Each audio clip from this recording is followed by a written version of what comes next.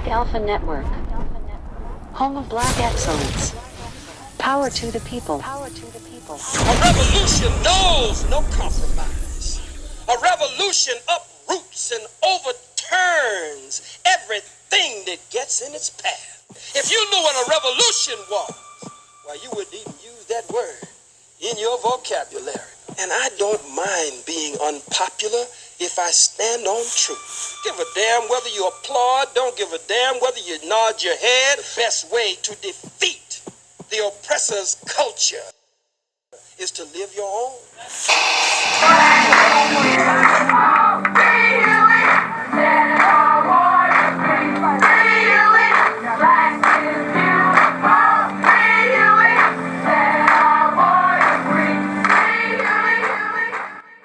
Yes, it's all right now.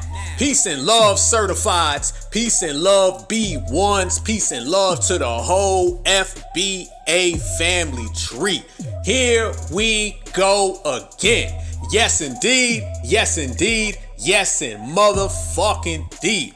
Right here on the Black Alpha Network, we put in work, all about the work, and it's time to work. And when it's time to work, that's 24/7, 365 days off top, no breaks. Only time we taking the break is when we counting the money. Then we count the money, we get back to putting in the work. Matter of fact, we're gonna do both at the same damn time. That's just how thorough we are.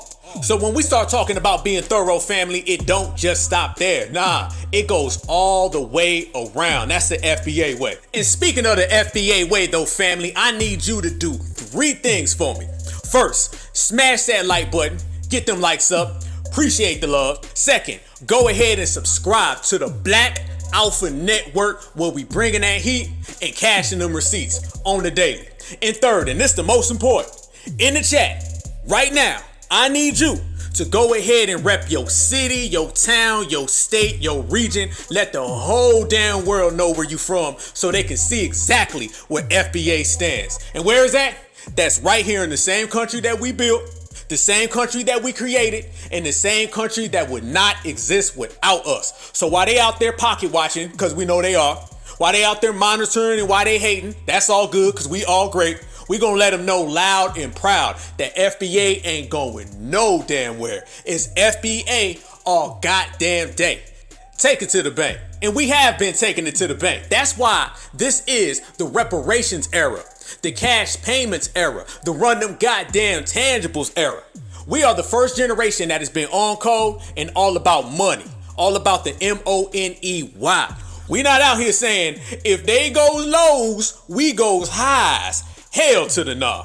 We ain't out here saying, can't we all just get alongs? Hell to the nah. And we definitely ain't out here saying all lives matter. Hell no. It's all foundational Black American reparations matter. And if you ain't talking about cash payments for certified foundational Black Americans, then your ass is disqualified. Out the door. And we've been sending a whole lot of people out the door. People been coming around saying, hey brother, can't we all get money together? Nope, out the door. You had folks coming around saying, we're all in this together, bro. Nope, out the door. We cut motherfuckers off before they get the whole word out. They coming up to us saying, hey, I heard reparations, out the goddamn door. That's what we doing. We ain't got time for it because we ain't on that type of time. The only type of time we are on is going straight to the bank and building with each other on code because they hate that. Foundational Black Americans with money in their bank account is the biggest threat to the system of supremacy. And if you a threat to the system of supremacy, then that means you a threat to all they little minions, all they little buffer class, all the little crowbars, all the little tethers, all the can we get alongs with the dominant society folks. We are a threat to all of them when we get money because they understand that if you get money, my sister, and I get money, we gonna put it together and we gonna build. And if you get money, my brother, we gonna put it together and we gonna build. We gonna stack our money and we gonna watch it grow. That's how foundational Black Americans have always been. Y'all know I'm always saying it. They not concerned with 50 million of us getting reparations. They concerned with that certified 100 because we've always done more with less. We not them other folks from the other side of the ocean on another continent that always loses with more, that gets dominated by 13 and they got $1 billion. Nah, we certified over here. All it takes is 100 of us and we gonna win every single time. undefeated. And they know that. They already know that. So that's why you've been seeing people popping up out of nowhere, trying to run us in a circle, trying to misdirect our energy, trying to take everything that we've created right here and send it on over to Africa. Yeah, y'all know exactly who we talking about. You got a lot of these con artists trying to run con games and send foundational Black Americans back to Wakanda that don't exist. But they don't know that we about to G-check, regulate, and send their ass back to their continent with not a dollar of our money in their pockets. Yes, indeed. Because foundational Black Americans, we can't be hustled, we can't be trick bagged, and we can't be fucked with. It's all about us. Let's go. You think that's still true to this day? It's 100%. I think Africa will start to become to its fullest potential when y'all all go back home. Right. Like, and even y'all, what's interesting is that everything that y'all fighting for over here, you get on a silver platter over there. Like, it's like you guys want to suffer. Like, y'all motherfuckers just want to just be fucked up. Because you don't have to be. It's like, believe me, they wouldn't want nothing better than to ship all y'all niggas back to Africa. But they're not even knowing this for y'all best interest. Y'all would actually be better off. Hell to the nah, partner. Turn up, y'all. We about to roast. The roast continues, certified style. Family, that right there is Mr. Akon or Mr. Akon or Mr. I can't make it in my own homeland, so I gotta go to somebody else's homeland and try to eat off their plate. See, understand, he can't get it popping in his own homeland. Matter of fact, he can't get it popping in his own home continent. Mind you, these people are coming to foundational Black America, a country, because they failed in Africa, a continent. Country, continent, continent, country. There's this whole thing in the scam African world where we start comparing a whole continent to our country. We start talking about the motherland to America. Mind you, foundational Black Americans right here in this country that is only 200 plus years old is outdoing the motherlands of Africa's in every single shape, form, or fashion. So therefore, they come over here and tell us to go back over there. Why y'all think they want us to go back over there? They want us to go over there so they can come over here and try to replace us. We've been saying it, we've been calling it, and we've been putting it on the table. And they know that foundational Black Americans are hip to the game. That's why he, as well as others, have to go on these anti-FBA tours where they got to run this reverse psychology on us and tell us, no, you should go back to over there because over there has got more for you. Man, please. Take that shit across the street or across the ocean, all right? Take it that way. Foundational Black Americans are right here where we built. We don't run. I don't know how somebody thinks that all of a sudden we gonna start fleeing. It's not in our nature. It's not in our DNA. Foundational Black Americans are not built that way. That's you. Y'all do all the hopping. Y'all do all the skipping. Y'all do all the jumping, all the running. Go teach that and tell that story to your own people. Leave us alone. If I want to know what it's like to make some jollof or some fufu, then I'll call you. If I want to know what it's like to jock bob, then I'll call you. If I want to know what it's like to pledge allegiance at the immigration office, then I'll call you. Until then, lose our damn phone number. That's what the fuck you can do. Quit trying to put your fleer coat on us. We don't want it. Quit trying to put your tether jacket on us. We don't want it. Keep all the tetherisms over there in your own village. We good right here. Y'all realize that? They trying to teach a bunch of non-runners how to run. What part of the game is that? They trying to teach a bunch of non-fleers how to flee. If you ever want to teach somebody what it's like to run, leave your family, and leave your culture behind, foundational Black Americans should be the last people on the list because it ain't us. I know they didn't get the picture through slavery. They didn't get the picture through the civil rights era, through Reconstruction and the reparations era. Now, I'm here to let you know, we ain't running. We too busy building. We too busy working. We too busy shining, and we too busy grinding. That's all we do. So yes, lose our goddamn number fast. Quit calling us, Jock Ba. Quit trying to slide in our DMs, Jock Ba. We ain't accepting it. We keep sending your ass to voicemail over and over and you keep calling. We done blocked them. Then they start calling us from a burner phone. They done start getting a text app calling us from a walkie-talkie. Then they got a Google phone, a Yahoo phone, an Obama phone, and they still leaving messages. Hello? Hello? May I reach FBA? I'm Mr. Mutombo calling from the National Tether Association. I've been calling all week. They got the National Tether Association on the line and still ain't got the goddamn point. We ain't running. Now I understand that tether hairline, it don't dance, it just pull up his pants and do the rock away. And that motherfucker done lean back all the way back. But damn, and speaking of the hairline, did y'all see that man hairline? Did y'all see that shit? Did you see that he had to come out and address it? Because FBA's was clowning him. So he had to speak about it. This man had to fly to another country to go get an FBA hairline implant. Damn. He had to go get a special hairline implant. He had to hop on a plane to go get it. So on one hand, he talking about come home brother. And on the other hand, he trying to get his hairline to look just like an FBA brother. Nah, you can't buy it. It ain't for sale. You can't create it. You gotta be born with it. You can't buy swag. This FBA swag cannot be purchased. No. Hey, and y'all notice he didn't want to talk about it. When he had to speak on it, he was real uncomfortable and he tried to get on to the next subject real quick. But they had to stop and address it. And that's all because FBA was roasting them. It was all over the internet. We was clowning it. We was like, what the hell is that? Then he tried to just show up one day like wasn't nobody gonna see it. He was like, what? It's fly, ain't it? You like it? All he done did was went and got him the hairline version of cake soap.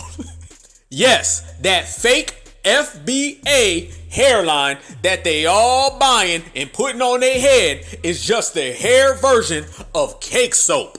One is for your skin and the other is for your head. And what do they both have in common? They both show you that they would rather look like somebody else. The same way that they want to live in somebody else's country.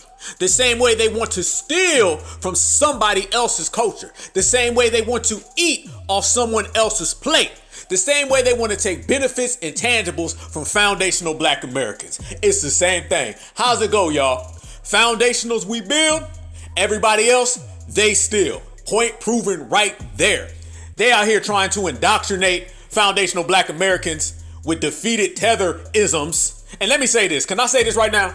I'm not going to nobody's homeland that wants my home hairline. Let's just make this clear and make it very known. If you want my natural foundational Black American hairline surgically implanted and placed on the top of your head, then I have no desire to ever go to your homeland. And damn sure ain't going to stay.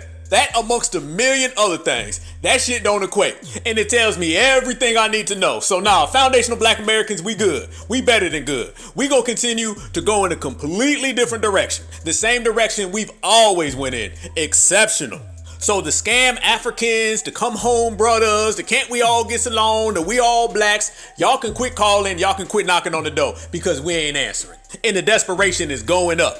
They got Akon on this world tour. Dr. Kubar Vasquez, he on the world tour. Everybody's trying to Africanize us and get us back to Africa. They even paying off Black Americans. Steve Harvey, y'all remember when he popped up? Ludacris, remember? Steve Harvey's out here talking about something. They is us. Yeah, remember when he said that bullshit? That all that we is them and they is us type shit? And then he starts off by saying, forget everything you've ever heard about Africa. Anytime someone starts off by telling you to forget everything you've ever heard about Africa, you know, guarantee, they about to sell you some Wakanda bullshit. They gonna tell you about all the diamonds, all the sapphires, all the rubies, all the money, and they gonna leave out the fact that they don't own none of that shit. Everything you've ever heard, after you go to Africa, you gotta go to Ghana first, then you need to go to Botswana. Because you need to see what Botswana is the second richest diamond producer nation in the world. Them Black people over there got something. And then you got No, the fuck they don't. Hell no, they don't. They can be the biggest diamond producer on the planet. Africa's always had the most resources, but they don't control none of it. Steve Hardley. So miss us with that shit. And that's exactly why he started off by saying, forget everything you know about Africa. Because we know that they've been had the diamonds, that they've been had the resources, but they got a damn colonizer over there too. The Queen of England ain't even around no more and she's still wearing y'all shit. Talk to me now. So no, that's the bullshit they trying to sell us and we ain't going for it. Don't forget everything you've ever heard. Remember everything you ever heard. You don't go nowhere by forgetting. And anybody who's trying to get you to forget has an agenda. And that right there is an agenda. Proceed. Once you see that, you'll understand who we are. Them Africans ain't stole nothing from us. They talk about. Once we see that, we'll know who we are. Shit, motherfucker, we already know who we are. We certified foundational black Americans. We ain't got to get on no plane. We ain't got to get on no damn boat. We ain't got to get on no damn hang glider to find out who we are. All we got to do is look in the mirror. So basically, he's telling you he didn't know who the fuck he was. He may have been struggling, but we always been good right here. And that's the difference between us and them. Them Africans is us. They is us. They the beat. They the rhythm. They the soul. They the hard work. We get our courage from them. Fuck to the nah. We get our courage from us. And that's what they don't like. The fact that we can get it from our own lineage, heritage, and culture. The fact that we represent it and the fact that we don't fall for none of the dreams. We don't fall for none of the con games. And we don't fall for none of the Wakanda hustle. They can try to Africanize us all they want to. Akon, Don Quarius, Dr. Kubar, Vasquez, Steve Hardley, all of them. They can say the same exact thing, but they all gonna run into the same exact answer. Hell to the nah. But that ain't the end of it. We know what they doing. You heard that right there, right? You heard Steve Hardley. He was on that bullshit. But they got a whole list of people trying to come out and just trying to convince us to be African. Roland Martin, beep beep. Steve Harley, they is us. And they've been trying to get foundational black Americans to take what we create and send it on over there. And they know they can't just come out and say it, right? They can't ever come out and be like, hey, we want y'all money. Because they know we ain't going for that. Like I said, we can't be con, we can't be hustled, we can't be trick bag. They're never going to come at FBA through the front door. Y'all know Black Alpha, I'm always saying that. Opposition against us always comes through the back door, the side door, the attic, the basement, the side window. Nobody ever comes in a straight line, because they'll get regulated. And they know that. So therefore, people always got to come to us with some type of friendly, some type of ally, some type of homie, some type of we all black, come home, brother. Because in reality, what they really want to say is, y'all only black when we want y'all money. In the meantime and in between time, y'all a kata. You notice that as soon as we start saying the word reparations, they start saying we all black. You ain't never heard the diaspora use the term brother until now. You've heard them call us brother more times in the last 5 years than you heard in the last 500. What's the difference, family? Money. Now, mind you, the only people that have ever called foundational black Americans brother and sisters are other foundational black Americans. That's our thing. A lot of folks were shocked. They thought everywhere you went throughout the diaspora, folks was throwing around the term brother and sister. No, they don't. Hell no, they don't. That's our stuff. That's us. Calling a black person brother and sister, sister and brother, that's an FBA thing. We got to make that be known. Folks thought that was an every black person thing. No, that's our culture to call each other brother and sister. They don't call each other brother, sister, king, queen, goddess, and God. They don't do that in other places. That is strictly a foundational black American culture. And anybody who's traveled knows exactly what I'm talking about. So we got to go ahead and side eye all these people who got a newfound interest in the word brother. All of a sudden, you know what it really means? It means a foundational black American is never seen as a brother until that foundational black American brother got money they can get. And that's why all of a sudden you're seeing this whole Go Back to Africa campaign. So you can take all your money and all your investments and all your FBA sold and they can benefit off of it. Let it be known, Akon, he been out since 2003. He wasn't around here talking about go back to Africa. He wasn't saying his goal is to get all the black Americans to go back and invest in Africa. He wasn't talking that until we start talking reparations. The same way they weren't talking that we all black and that brotherhood until we started talking reparations. Akon was running around for 20 years saying how he's locked up, how he's a convict music, how he was in jail, how he was running the street. And now he turns around and say, black Americans need to pick up their pants and they be high and they can't perform on stage. Y'all remember this? We a little different when it comes to stage presence. Now in America, oh yeah, them niggas gonna be wobbling, pants hanging half down, bored as hell, half asleep because they high as hell on stage. Yeah. But Africa, we wake up morning, like, look at these YouTube clips of all these kids from Uganda. And how they be, you know what I'm saying? Like, these kids are performers. Like, so for us, it comes natural. Now, if all that comes so natural, how come you got an unnatural FBA hairline on your head? Exactly. But he went from Mr. Convict Music, Mr. I've been locked up, to now telling everybody to go back home to Africa. Oh, and by the way, all of that, been locked up, been to jail, bullshit. That was a damn lie. And we gonna pull some paperwork and expose all of that right here today on the Black Alpha Cast. So not only is he a con man when it comes to going back to Africa, he's also a con man about his rap sheet because it don't exist. Just like his Wakanda don't exist. Fraud. So when we start talking about akon and all these, y'all needs to go back to Wakanda, a lot of folks was finding out the hard way. Just like this guy. I've been to Africa and they hated me. They despised me. They said, look at this black American motherfucker. They said these are their actual words. They like it was me and some other white individuals. It was 18 people. We got stopped. I was 17 years old. They pulled me out of the van and put a 45 on me and said, look at this black American motherfucker. Hold up, check. Notice how he said he was with some W's and he got pulled over and they pulled him out directly. They singled him out exclusively. Not the W's. No. They pulled them over and they said the black American has to get out.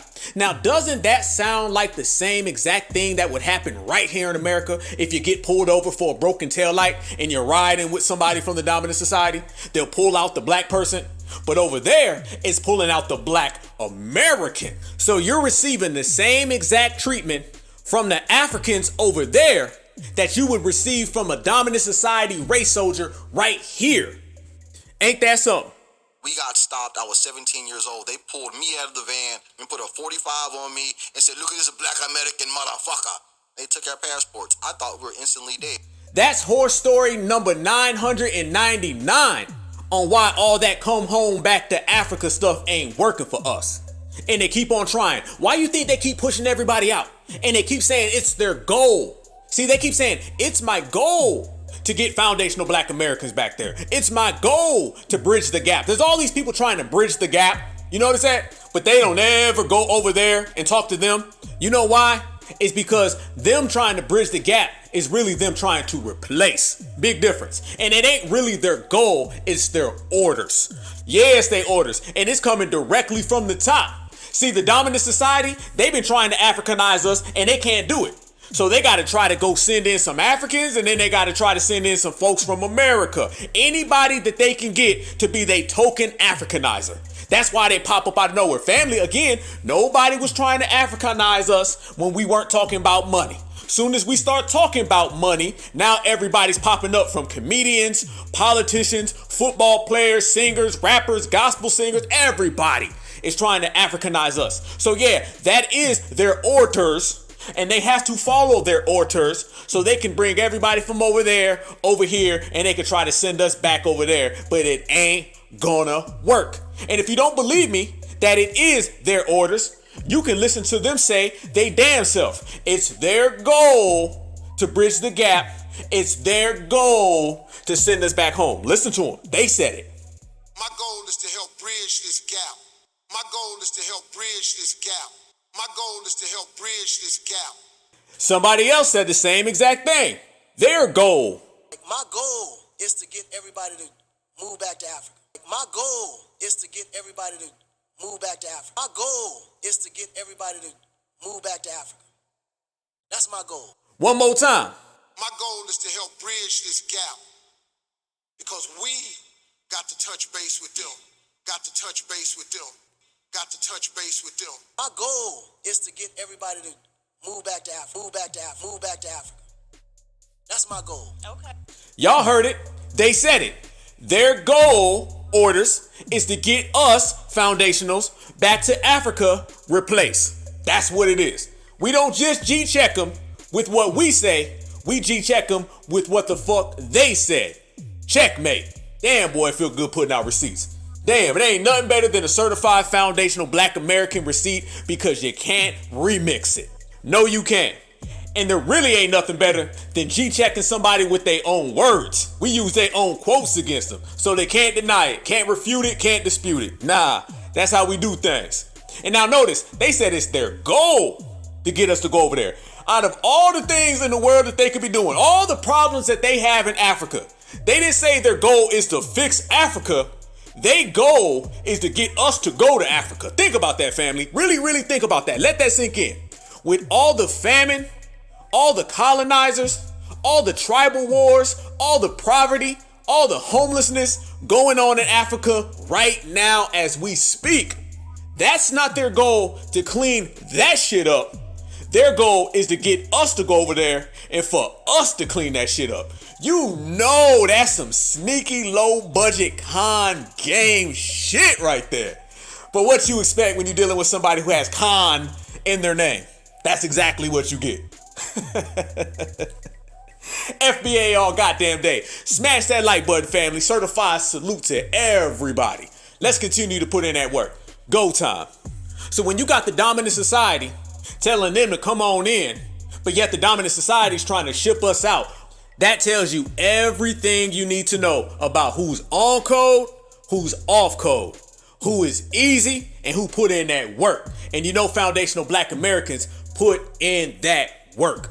And we've been packing them up one by one. Every lie they tell, expose. Every story they tell, expose. Every time they tell us something that we know for a fact ain't real, we've been exposing them.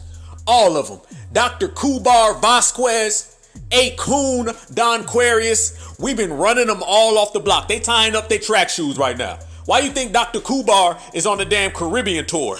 Because that's the only place he can get any attention. Because he knows when he comes around foundational Black Americans, he gonna catch that work. And that's the same thing that's happening with Mr. Akon. That's why he got to go talk to Noriega. And notice when he's sitting there talking to Noriega, Noriega is a non-FBA. Let's get that straight. Noriega's from PR or DR, but he ain't no FBA. Let's get that crystal clear. And notice how Noriega's sitting there trying to cosplay us, and Akon is talking to him like he's certified. Neither one of them are certified. That whole goddamn show was a non-FBA on a non-FBA conversation. Wasn't a foundational Black American in that whole goddamn room, but they were all sitting there speaking on foundational Black American business.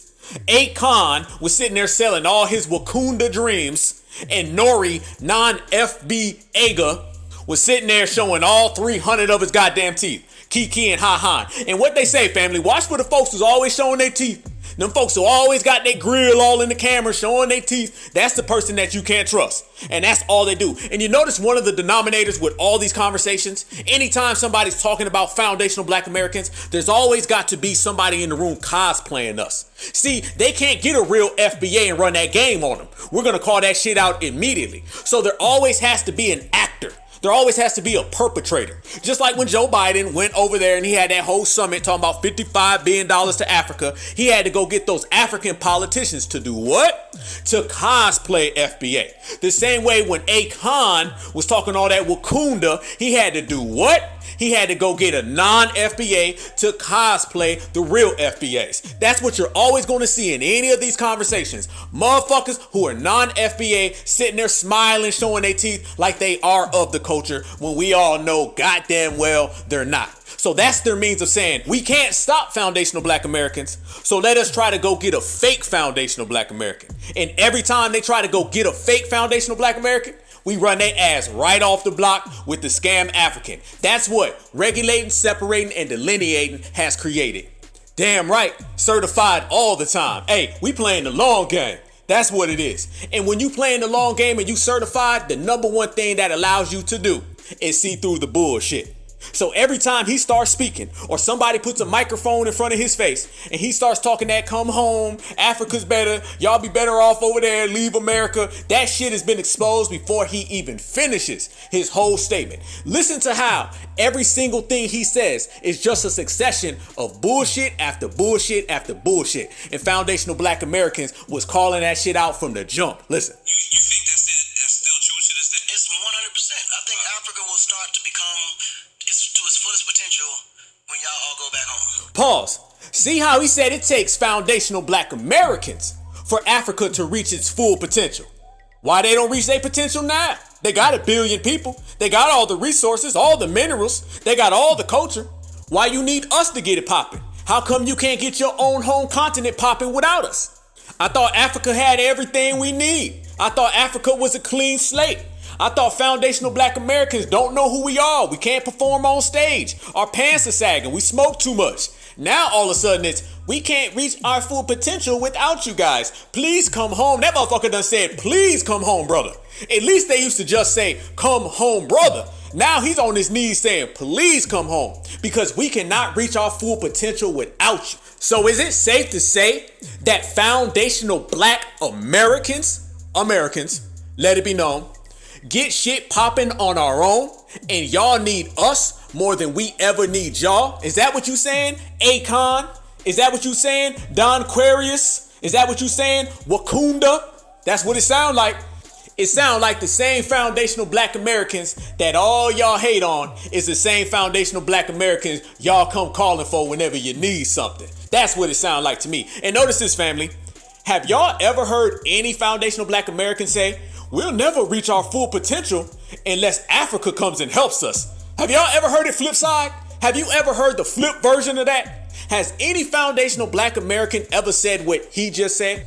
No, he just said that Africa will never reach its full potential until we go over there. Now, family, has anybody ever said that we will never reach our full potential until they come over here? Has anybody ever said that? Have any of y'all ever heard that? Well, me neither. So damn it, that must be another receipt. And we're gonna go ahead and put that on the table right there, right next to all the other receipts that expose Akon, and Wakanda. They was running around here trying to get people to go see Wakanda forever. This motherfucker out here trying to sell people Wakanda for never. Cause that shit don't exist. Now listen to the same old lies that he continues to tell, and you see FBA expose it again and again and again. Listen. Like, and even y'all, what's interesting is that... Who's y'all? Who the fuck is y'all? Noriega is non-FBA. I don't give a fuck, period. Fighting for over here, you get on a silver platter over there. Like, it's like you guys want to suffer. Like, what? Motherfuckers just want to just be fucked up. Stop. Hell no. First off, he said every single thing that we fight for here in America, we can go over to Africa and get it on a silver platter. Okay, then I ask, how come they don't have it on a silver platter? How come they don't have it on a wooden platter or a plastic platter? How come every single thing that they got is going to the colonizer? You'd be damn shocked if somebody sat there and told you in the continent that gives all their resources away, he's saying that we can go over there and have them all for free. You ain't got them for free. You gotta pay every single colonizer who comes over there, steals your stuff and sells it back to you. Come on, you paying for your own shit, but yet you telling us that we can go over there and get it for free. And notice how now he's saying that we got everything y'all need in Africa, but just literally 2 seconds prior, he said Africa won't reach their full potential until we go over there. Which one is it? You see what they gotta do, family? This is what happens. Nothing adds up. 2 + 2 is not 86. I understand in Wakanda it might be, but not here on the rest of the planet. So I don't know where the hell they living. And let me say this, that little comment about we likes to be fucked up over here, and they was all kiki and ha-ha and laughing all over the place, cause they a bunch of non-FBAs. Nah, we don't like being messed up over here. We like the fact that we're the only lineage that ever fights back. Big difference. Now you wouldn't understand that though, Don Aquarius, because we could easily say y'all likes to be colonized. Because you were colonized in ancient history, modern history, current history, before, after, later, on, tomorrow, today, evening, night, breakfast, dinner. I mean, you just get colonized all the time. But if we were to say that about you, then y'all be over here screaming foul. They be saying that we divisive and FBA is xenophobic. But yet you say something like that, as if everything that we've ever been through, everybody who's ever been a victim of this anti-black race war right here in America wanted that to happen. Don Aquarius, I know that implanted tether hairline may be too goddamn tight. It may be messing with your brain a little bit. But let me tell you this, certified foundational black American freeman, and I speak as one, we are the only lineage that has ever stood up, held it down, and fought back. And if just 2% of y'all ever did that, then y'all be more like us than you want to be, but it ain't gonna happen. So you can go ahead and sit down with that one, Akon, And you can go ahead and stay down with that one, Akon, and worry about putting a hat on so your hairline don't gust in the wind, homie. And you can worry about all them tribal issues that y'all have over there. Worry about all them colonizers that y'all have over there. And we gonna worry about counting this reparations money. Foundational Black American reparations money. Money that you can't have. How about that? Damn right. I ain't gonna let nobody who's 50 years old come over here and talk about us when he had to go get an implant hairline that I naturally had when I was 3 years old. Fuck to the no. All the damn issues you got over there. You better quit worrying about foundational Black Americans. You better worry about why you got to raise your hand and get permission from the colonizer to walk down the street and go into your own stores in your own hood. All them damn issues you got over there. You better worry about that. I don't listen to people who ain't got their homeland popping. If you ain't got your homeland popping, I don't know you. I can't hear you. I can't see you. I'm looking around you, through you. You don't exist to me. Until you get your homeland popping, until you can build your own bridges, till you can be your own politicians, to where you ain't got the colonizer's hand up your back like a puppet, until then, don't talk to us. Your ass on probation. Your ass over there in timeout. Go sit down. You over there learning another man's language, waving another man's flag, and yet you talking about my foundational Black American business. Shit. Sit your ass down and stay down. This the boss table. You ain't welcome. Akon, your ass disqualified. Like, and even y'all, what's interesting is that everything that y'all fighting for over here, you get on a silver platter over there. Like, it's like you guys want to suffer. Like, y'all motherfuckers just want to just be fucked up. Because you don't have to be. It's like, believe me, they wouldn't want nothing better than to ship all y'all niggas back to Africa. But they not even knowing this for y'all best interest. Y'all would actually be better off. If we'd be better off, then how come all of them are trying to come over here? How come you are over here? Why don't you go tell all those fleers who are trying to flee to the United States how much better off they'd have it in Africa? Notice that? He don't ever say that to all the people who are jockbond out of Africa every 3 seconds. He don't say nothing to them. Nah. Why don't you go tell them, y'all know y'all already have it good here in Africa, right? Y'all know y'all got it on the silver platter right here in Africa, right? You know you don't have to jockbar Mr. Mutombo. You know you don't have to jockbar Mr. Fufu. You know you don't have to jockbar Mr. Joloff. Why don't you go tell them? You know why he doesn't? Because they know goddamn well they don't have it good over there. That's why they trying to run over here the same way his ass ran over here. That shit don't work on FBA. Boy, I'm telling you, you better try that shit again. He can't tell us that bullshit because them fleers in his own continent don't believe that bullshit. And this is what happens with these scam Africans. They try to scam us, we expose that shit. Then they try to scam the Africans over in Africa, and they already know the reality because they're living the reality. And what's that reality? That reality is they trying to run away from Africa as fast as they can. So where does that leave Akon Don Aquarius? Where does that leave Dr. Kubar Vasquez? Nowhere. Racially homeless, stuck in the middle, ain't got nothing to say, ain't got nothing to prove because they ain't got nothing to stand on. And that's the harsh facts of what happens when you trying to sell a dream to people who are living in reality. You get rejected every time, every goddamn time. See, they out here trying to sell us that like we don't know what's going on. Like we ain't got real testimonies. Like we ain't got our facts straight. Let me tell you this. FBA, we done snatched everybody's paperwork. FBA, we got the 1-0 on everybody. Everything that goes down, trust and believe, we got our eyes on it. That's how thorough we are, and that's how certified we are. So we see people come out and sell us a dream of Africa, but yet we see a bunch of Africans who tell a different story. We see Akon Don Aquarius talk all that come back home stuff, and then we see all the other people trying to leave home. We hear them say that Africa is this rich place with all these resources and they ain't got no problems, but yet we see people over there say they're full of problems. They hate each other. They got tribal differences that have been going on for hundreds of years that they can't let go. We know all of this shit, Don Aquarius. So let me tell you this, Don Aquarius, as you sit there and you try to sell foundational Black Americans a dream, and you try to tell us how we got everything right there on the silver platter, and we know your ass ain't got it on the silver platter. All we got to do is sit back and look at other people from your continent, and they tell a whole different story. Oh yeah, they tell a whole different story, don't they? Yeah, there's always a contradiction when you hear the scam African versus the person who actually lives in Africa.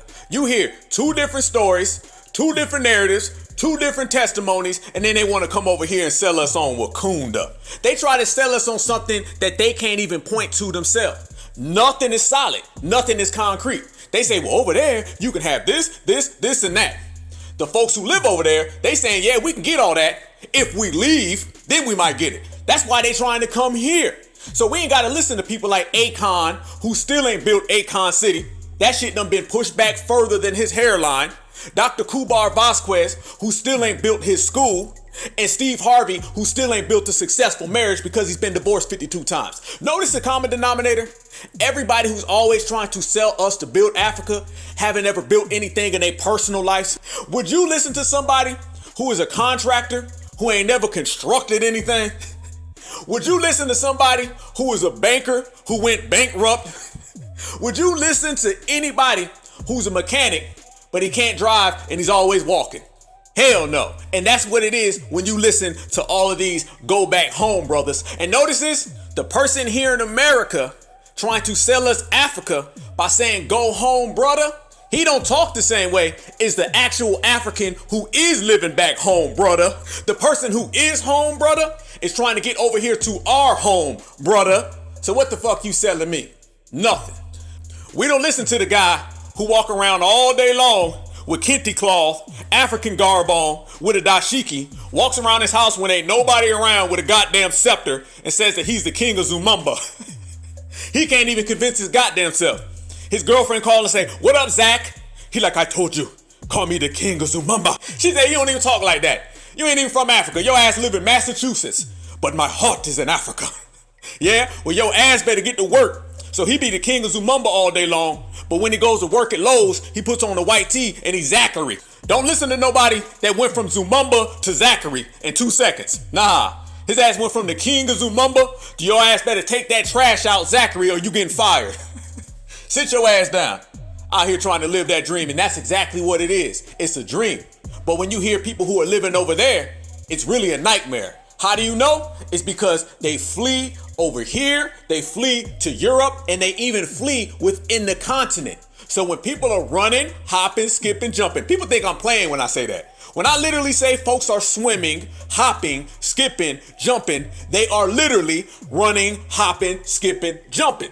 Anything they can to get out of the same place that they're trying to get foundational black Americans to move to. So when you hear people like Don Quarius talk, he sells us a version of Wakanda that sounds like this. Look at Africa as a white slate, empty canvas. Okay. Anything that you doing in America, you can do it in Africa.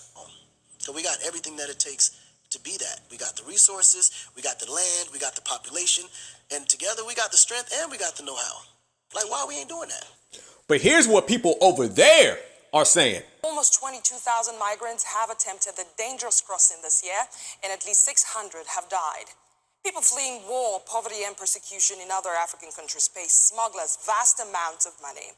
Many use the route through Tunisia, Libya, and Egypt, and from there cross to the Mediterranean Sea to Europe. Okay, now here goes the Wakanda version. Again. Because in Africa, it's a clean slate. You can build that empire there. You can build that infrastructure there. And you already got the information. You're already educated on how to do it, because we've done it here and made billions of dollars for corporations all day. Africa's the only place in the world where black people can go and build Fortune 500 companies from scratch within 5 years. Yeah. The UNHCR says 110 million people are now forcibly displaced around the world, up from 108.4 million people last year. The increase this year has been driven by the Sudan conflict, as the total number of people fleeing war and violence continues to rise. The report also shows the world's low and middle-income countries host an overwhelming majority of the displaced. The UNHCR's High Commissioner, Filippo Grandi, says that 46 least developed countries, most of them in Africa, host more than 20% of all refugees globally. He called for global solidarity and funding to support such countries. Damn, sounds a whole lot different, don't it? But now we ain't done. Here goes the Wakanda version again, family.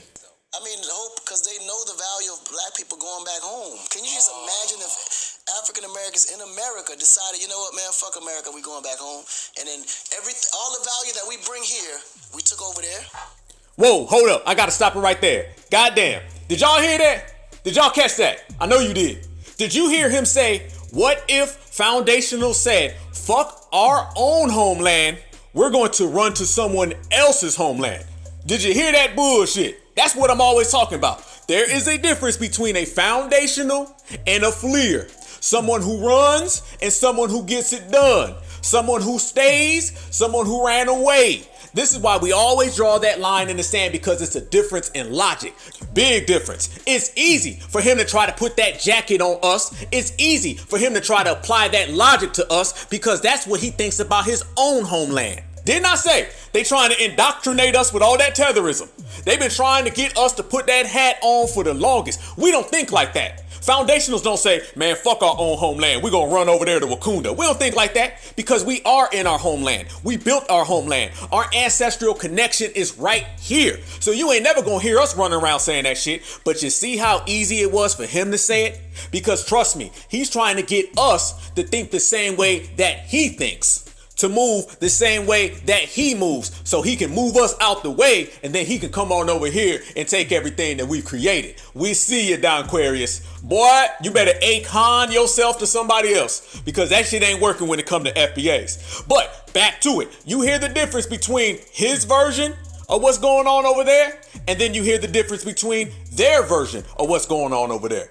But it ain't done. Here's more. Oh, we got receipts. Listen. While an estimated 25,000 people have disappeared or died in the last decade after their vessels sank somewhere between Africa and Europe. What one wants to seek in Europe, many people are leaving Africa because they think they will never make it there due to the extreme poverty they are living. Right. That blocks their opportunities. Right. More than 200 African migrants have scaled the border fence into the Spanish enclave of Melilla. It's the biggest assault on the border in more than 8 years. The new arrivals, many from Cameroon and Guinea, headed towards the Migrant Reception Center, celebrating touching European soil.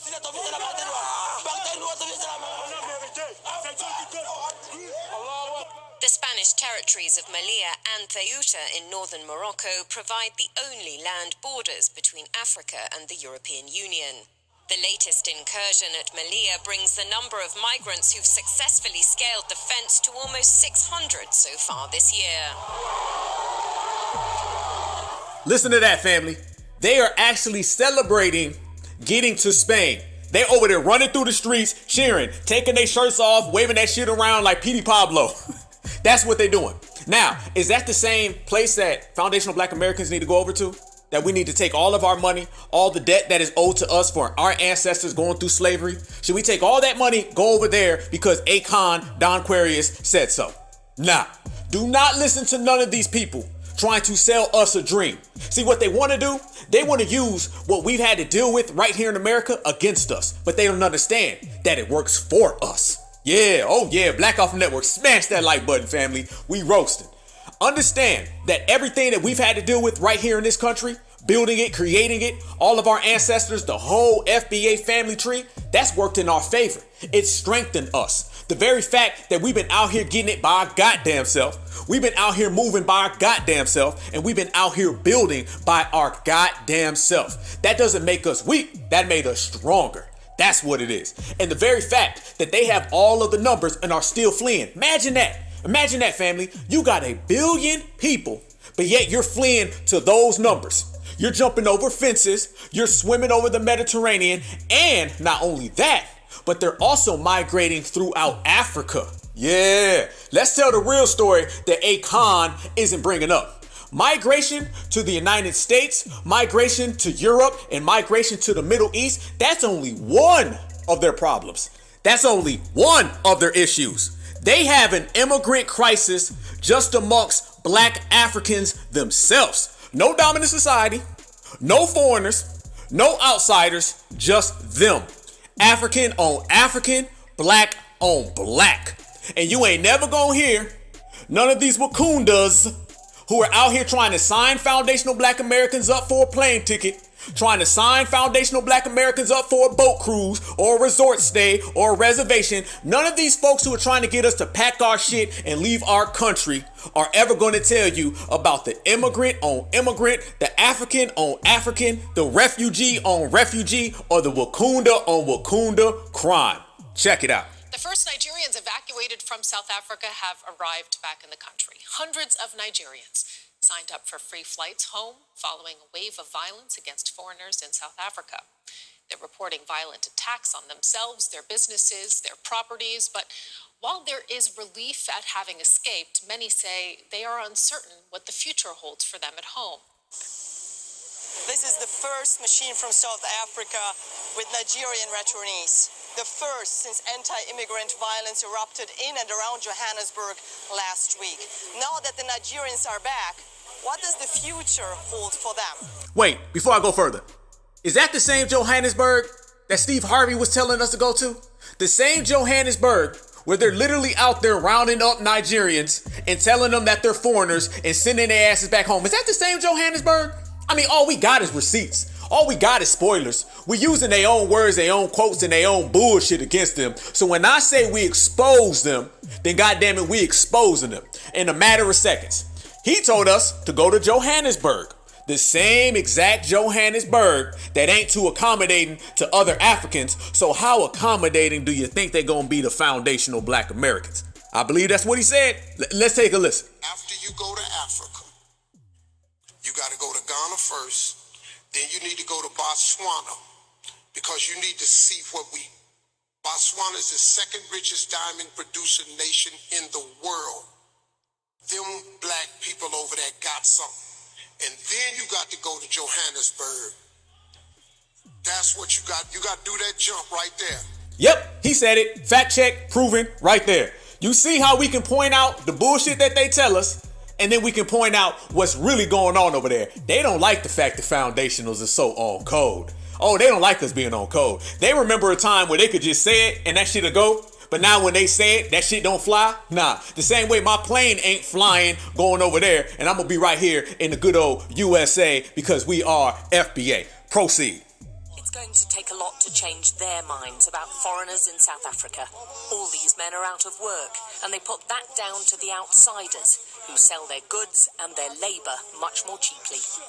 These people, they work for 80 rand a day, 90 rand a day. It's fine for them because when you go to his country, it's a lot of money. But for us, it's too small. So we are no longer getting jobs anymore because of the salary we're looking for. We attack them with knives, everything, machetes, man, because we are very, very angry because we can't accept that. What makes you think that's okay, to attack another human being with a machete? Because these people, if they attack us also, late time, they use these things, they use guns. They also blame the foreigners for the high crime rate, and their version of justice is meted out pretty quickly. Boom, that right there. Have you ever heard them talk about that story? Nah, that is a bunch of South African men walking around with weapons saying that they gonna use them against foreigners who come to their country. That's what they saying over there. Is that to come home, brother? Does that sound like Wakanda? Does that sound like the place that they trying to get us to go to? Yeah. Then he said they come to our country and they commit crimes. They take all the jobs, they steal, and that's why we gonna go get them. But damn, that sounds a whole lot like build that wall. That sounds a whole lot like deportation. That sounds like the African version of Donald Trump. Only difference is, it's not the dominant society telling Latinos to go home. It's black Africans telling other black Africans to go home while they telling foundational black Americans to come home. You see that? You see the main difference, y'all? When it comes to them trying to get us to go over there, we got to deal with immigration. Yeah, you can be deported from Africa if you're an African. So what's going to happen to a foundational black American? See, we ain't got them problems. Oh, let me rock, fam. Let me get it. Right here in America, you know what we are? You know the biggest difference between being right here and over there? Is right here. We're the non-deportable. You couldn't deport us if you tried. Oh, they don't like that. They don't like that. See, that's why people like Akon and them have so much spite, jealousy, and vitriol. He knows that he can go to another country in his own continent and they can pack his shit and send him back. They can't do that to us right here in America. In our homeland, we're the non-deportables. As a matter of fact, we hold that esteem. We are the only non-deportable people, the only non-immigrant, the only non-migrant or refugee. What are they? They can't even hold that status in their own homelands. Come on. And that's what they don't like. So you see where the jealousy comes from. They look at us and we can walk around here all day long. When he talking that shit like anything that you can do in America, you can do in Africa. No, the fuck you can't. Bullshit. I'll tell you what can happen to you in Africa. Your ass can be deported and evicted from another African country. You can't deport or evict us here in America. Where? You can't do it. See, we are the non-deportable here, and over there, we would just be foreign immigrants. That's why they want to send us back over there, family. That's why you have this whole go back home, brother tour, because they want us to face the same immigration crisis that they face, and they're jealous that we are non-deportable right here where we're from. And they want that. They need that spot, but they can never get that spot. They can't have that spot because it belongs to us. So when you see all that xenophobia on, by the way, don't they always come over here and tell us how divisive we are and how xenophobic we are? Do you know that they have that same issue over there? If you go to South Africa right now, and the way they treat people from Zimbabwe, the way they treat people from Kenya, the way they treat people from Nigeria, they're over there saying, you're divisive, you're xenophobic. So they got a whole xenophobic issue, but here's their problem. That's all within other black Africans. This is the only place that you will ever see where two people from the same race, mind you, according to Dr. Kubar Vasquez, we all OBN, one big N, y'all know what it is. We're all just one big N African, but yet they deport each other, they evict each other, they accuse each other of being divisive, and they accuse each other of being xenophobic. And they do all that while FBA's way over here. We're used to them coming over here right now, trying to put that claim on us, but they've been putting that claim on each other for the longest. They have a serious immigration problem right there in Africa. And it's not just immigration in terms of them trying to leave, it's immigration with them trying to stay. They got double immigration crisis. Yes, they got a double immigration crisis. You got the immigrants who are trying to get the fuck out of there, and then you got the immigrants who can't even stay there. Damn, you know that's fucked up. You know that's fucked up. That's an issue that certified foundational black American freedmen don't have to deal with. And that burns them. If you don't think that that pisses them off, makes them jealous, spikes up their envy, you crazy. They're embarrassing themselves. And we over here laughing all the way to the bank. So you see that right there. How you got an issue where half of y'all want to go to Europe and then the other half of y'all can't even stay at home? That would be the equivalent of somebody from Alabama getting evicted and deported from Michigan. That would be the equivalent of somebody from Texas getting evicted from Louisiana. Somebody from New York getting evicted from New Jersey. Somebody from North Carolina getting evicted from South Carolina. That's what it is. You can't even move within your own homeland freely. But we can.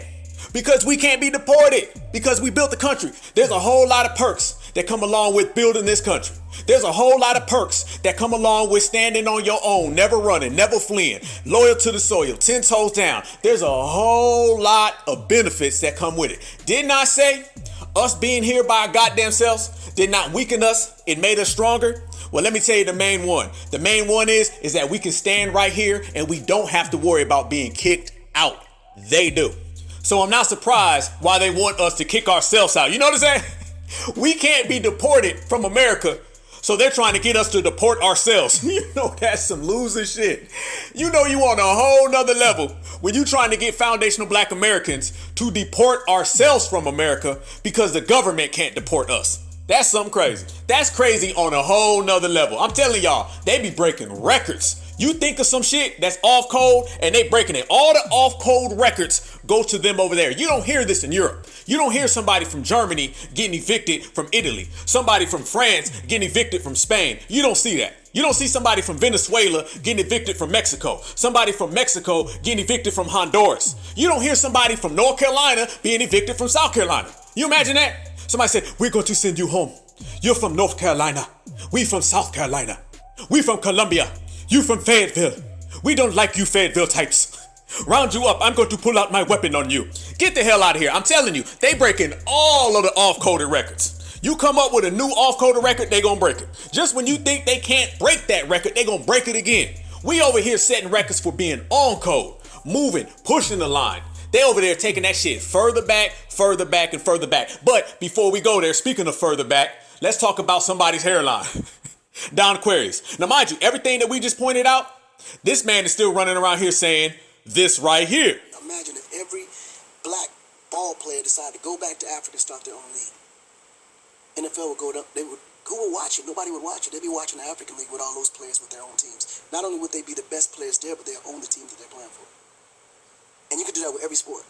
Now imagine entertainment. We do the same thing. Just imagine this shit. Like, dude, the world would be in turmoil everywhere but Africa, though. Because we got the resources there. And we got the richest soil in the fucking universe. So all this that you're seeing, all these lights, all these cell phones, is all materials and properties and, elements coming from Africa. Still talking, still trying to sell it, I'm telling you. And notice how every time they speak about Africa, they always say imagine.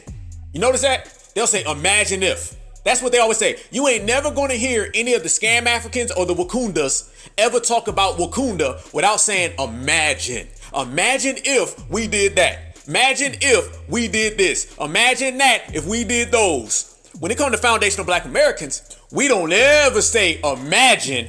We say watch. There's a big difference between imagining and watching. Imagining is having your eyes closed. Watching is having your eyes open. And last time I checked, when your eyes are closed, you're dreaming. When your eyes are open, you're woke. That's why we created the term woke. And that's why they still out here doing the Wakanda dream. And we ain't got to. Now let me run this all the way back. Notice he keeps talking about imagine if we did this, imagine if we did that. No talk of all the turmoil going over there. No talk of all the immigration crisis. No talk of the evictions. No talk of the deportations. None of that. You ain't seen one clip with him or any of these people talking about the plethora of problems they have over there in Africa. It's basically just ignore the problems. Y'all pack y'all shit and y'all come on over here. We still waiting, Dr. Kubar. We still waiting on you to talk about all their issues. And I'm not talking about for 2 seconds. And then for the next hour and a half, you start bashing FBA. We still waiting on you, Don Aquarius. And I'm not talking about 2 seconds where you tell us how bad we got it. And then you say, what if we did this over in Wakanda? I want y'all to talk about the real problems. We still waiting. Y'all run y'all mouths. We know that. We know for a fact y'all get on planes and y'all have this whole anti-FBA tour. Those are the two main people that you see talking down on FBA the most. Who do you see talking down on FBA more than Akon and Kubar? When it comes to Akon and Kubar, they always talk down on foundations. You haven't seen them do an interview unless they talking down on us. When it comes to reparations, Akon, Kubar, talking down. When it comes to resources, Akon, Kubar, talking down. When it comes to citizenship, Akon, Kubar, talking down. I got a question for you, family. And this is going to sum it up real nice. Who have you seen talking down more on foundational Black Americans in the last 5 years? Akon or Donald Trump? Kubar or Donald Trump? Yeah, they have literally threw more disrespect on us than Donald Trump has. I've actually seen Donald Trump say that Black Americans built this country. But I've seen Akon say that America was never built for you guys, insinuating that someone else built it. You see what I'm talking about? Here goes Donald Trump. African Americans built this nation. You built this nation. You know, you're just starting to get real credit for that. Okay, I don't know if you know that. You're just starting to get, you built the nation. Here goes Akon. I was talking about way of life. Right. Now, as far as the system in America was never built for Black people. Here goes Donald Trump. African Americans built this nation. You built this nation. You know, you're just starting to get real credit for that. Okay, I don't know if you know that. You're just starting to get, you built the nation. Here goes Kubar. But I prefer American African. Okay. Because we are not Americans, never never been treated as such. Yeah. Damn shame. Shameful. So you see how both of them talk about foundational Black American creations, Black American inventions, Black American history right here in this country. It's a damn shame somebody like Donald Trump is giving us more respect than these two guys. So you already see what side of the fence they're on. They're on the anti-FBA side. And when it comes to Akon, notice how he never says this. He never says that black Africans built Africa, but yet colonizers are taking all the resources away. He never brings that up. Never brings that up. You always worry about what we doing, but you ain't worrying about your own shit. You know why? It's because they got spite for one another. See what we do, certified 100, FBA freedmen, we put our flag on what we created. We put our flag everywhere we go. Right here in America, we plant that flag. We let the whole world know that we built this country. That's the main reason Donald Trump is saying it and everybody else is saying it, because they have to admit it, because we gonna make sure they do. We say it loud. We plant our flag right in the middle, visible for everybody.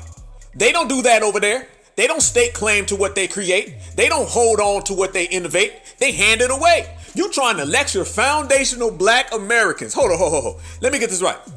You're trying to lecture foundational black Americans, the people that built this country from scratch.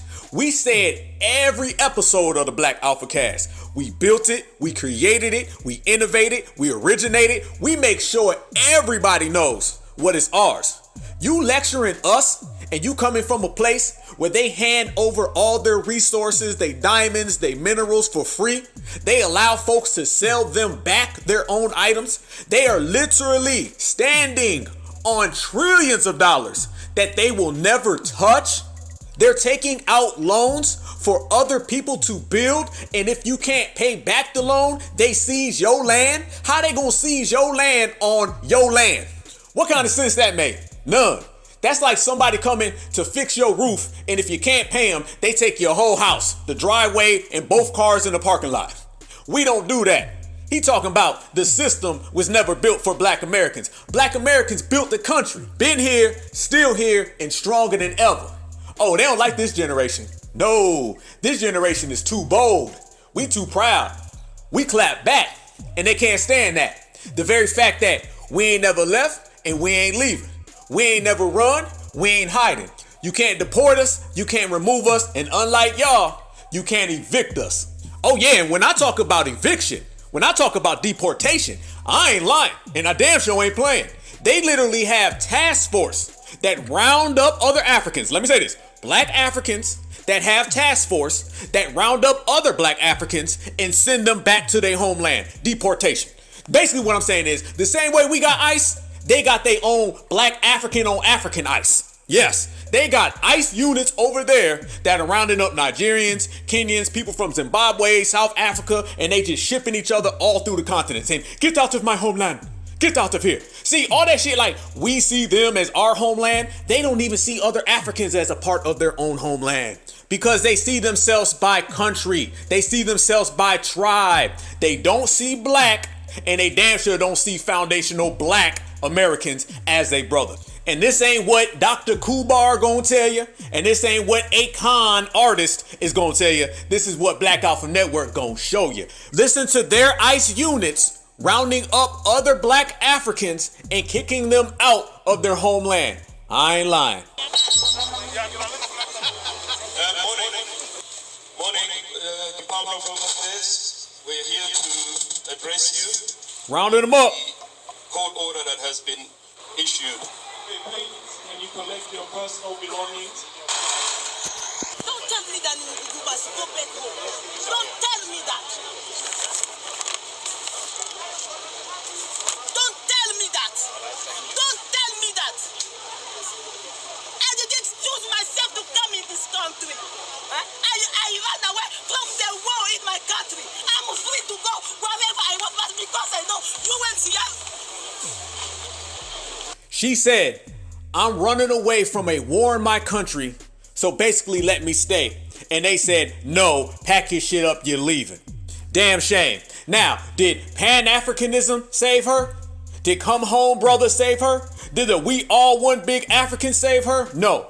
They're sending her right on back. That ICE unit, that African ICE unit, was making sure that she left their country because they don't see each other as brothers and sisters. And why that's happening right there in Africa, you got folks right here in America trying to tell us this. What is Pan-Africanism?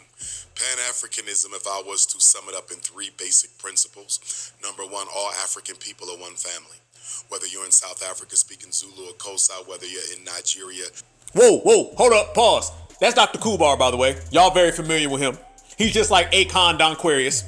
They both faking and press on nails and 6-inch lashes. But either way, he just said, no matter where you are, we're one big family. And he said, including South Africa and Nigeria. And half those people you just heard were Nigerians in South Africa being deported. I thought we was all just one big family. He can't even get his countries right. The 2 countries that he just named are the 2 countries I just showed you ain't treating each other too well. And he's a scam African and I'm a certified foundational. Who got it right? Who got it wrong? Who on code? Who off code? Who winning? Who losing? Exactly. Man, that's a spoiler right there. We literally just played a clip of reality, turned around and played a clip of him speaking fantasy. That's what they do. They'll tell us that lie straight to our face as if we can't put it together. As if we can't put it on the line. As if we ain't got facts and receipts. Get out of here. Speaking Yoruba or Igbo, whether you're in Kenya speaking Maasai or Kikuyu, whether you're in Senegal speaking Wolof or Mandingo, whether you're in South Bronx speaking Ebonics, or in Haiti speaking French, or Brazil speaking Portuguese, we one family. And it doesn't matter what your religion is, whether you're Muslim or Christian or traditional African spiritualist, whether you pledge allegiance to this flag or that flag, whether you're light skin or dark skin, straight hair, nappy hair like mine, one family. Yeah. And we should identify on the level of our Africanity first. Being African is more important than anything else. Sounds good. Sounds real good. But it don't look good. You need to go tell them people over there who are getting rounded up right in Africa and sending their brother and sister back to war-torn countries. You need to go tell them that lecture. Because coming over here trying to speak to us, you just wasting time. You can't take the people who are on code and indoctrinate them with being off code. So you can take all that back to Wakanda, the Frederick Douglass, Marcus Garvey School, Akon City, or whatever, Disneyland. Take the shit back to Disneyland. Wherever you take it, just get that away from foundational Black Americans, because it's apparent by the receipts that we just laid on the table, don't none of that shit add up. But it don't quit. We got even more facts. Beverly Quatara moved to South Africa from Zimbabwe more than a decade ago. Her visa allows her to live and work here. That special permit expires in June next year. She fears being deported to Zimbabwe, a country with few jobs and record high inflation. Look at that right there. Her visa is about to expire and she fears being deported. She is from Zimbabwe, being deported from South Africa. But they tell us, come home, brother. Their mission to get rid of foreigners.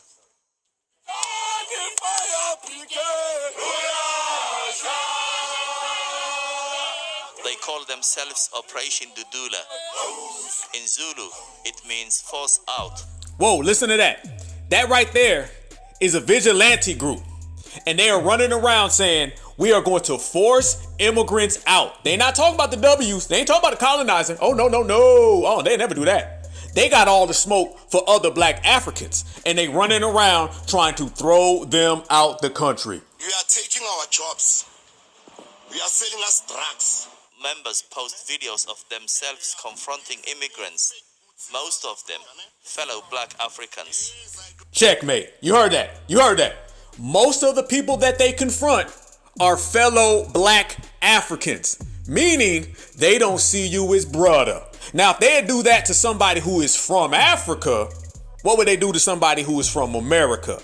We win again. Everything we say is correct. Everything we say is 100% right. So they can run around and try to sell us that. That's what they're trying to send us over to, family. That's what they're trying to send us over there to. That's why Steve Hardley says, forget everything you've ever heard. Because he wants you to forget that. And he wants you to go over there and run into them. Nah, you better try again. You better pull that shit on somebody else. And we seen brothers and sisters go over there and then they ran into that shit right there. But it ain't over. They got those whole task force that we were speaking about. When we tell you that they got task force, governments, and they got vigilantes, this is what Black folks is running into with other Black folks who are from Africa when they are foreign to that nation. And deportation is just one of the issues. As you can see here, the police are protecting properties, businesses, shops that belong to African migrants. They said that they were attacked last night precisely because they are not South Africans. South Africa is seeing another wave of anti-immigrant protests. They are mainly targeting foreigners from neighboring countries who came to South Africa without papers. The protests are driven by a new movement called Operation Dudula. Dudula means force out in the Zulu language, and it's creating fear amongst migrants in the country.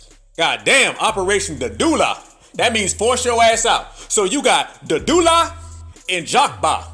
Folks who want to Jakba are going to run into Dudula. And if you run into Dudula while you're trying to Jakba, shit might go bad for you. That's why I'm going to keep my ass right here in the good old USA. You goddamn right. No harm, no foul. And that's what it's all been about, family. This resurgence of hatred against us. Everybody pocket watching all the little petty things, all these different groups who come out and are against foundational Black Americans. And I'm talking about your average everyday hatred. Motherfuckers trying to run interference on us, trying to put blockades, spite, jealousy, all the hurdles, everything that we've dealt with in the last 5 years. It's all about us being FBA. That's what it's all about. It's about lineage pride. See, we thought people used to just hate us before. See, it was a whole, they hate us because we Black. They hate us because we Black. They really hate us because we foundational Black Americans. That's what they don't like. You get it on all sides when you in FBA. And this lineage era has really set people off even more than people ever even thought of. People thought it was bad before, but you ain't seen hatred. You ain't seen jealousy. Nah, not until now. Right now, you're seeing it at an all-time high. Hatred of foundational Black Americans is at an all-time high because foundational Black American pride is at an all-time high. Let me say that again, one more time. Hatred for foundational Black Americans is at an all-time high because pride in being a foundational Black American is at an all-time high. There's always a cause and effect, an action and a reaction. And the action is us holding our own lineage down, and the reaction is them trying to get us to go back to Africa, them calling us a xenophobic, them trying to get in on our reparations, them saying we're divisive, you name it. Whatever you can come up with, guarantee you somebody's thinking it because they're desperate. And that's what happens when you got a whole world that's trying to keep us down. None of these folks were ever out here saying this stuff 10 years ago. During the Yes We Can era, you never seen that. They wanted us to be Africans Americans right here in America doing all they work. That's what they wanted. Soon as we said foundational Black American, then they said, no, be an African American again. Can you please? Can you go back to being an African American? We can control the African American. We can control the people of color. We can control the minority. Soon as we rejected all those terms and we found pride and power in our heritage, now all of a sudden you get the Steve Harveys, you get the Dr. Kubars, you get the Akons. How do you know what we're saying is right? Because the same folks hating on us now, they were silent 5 years ago.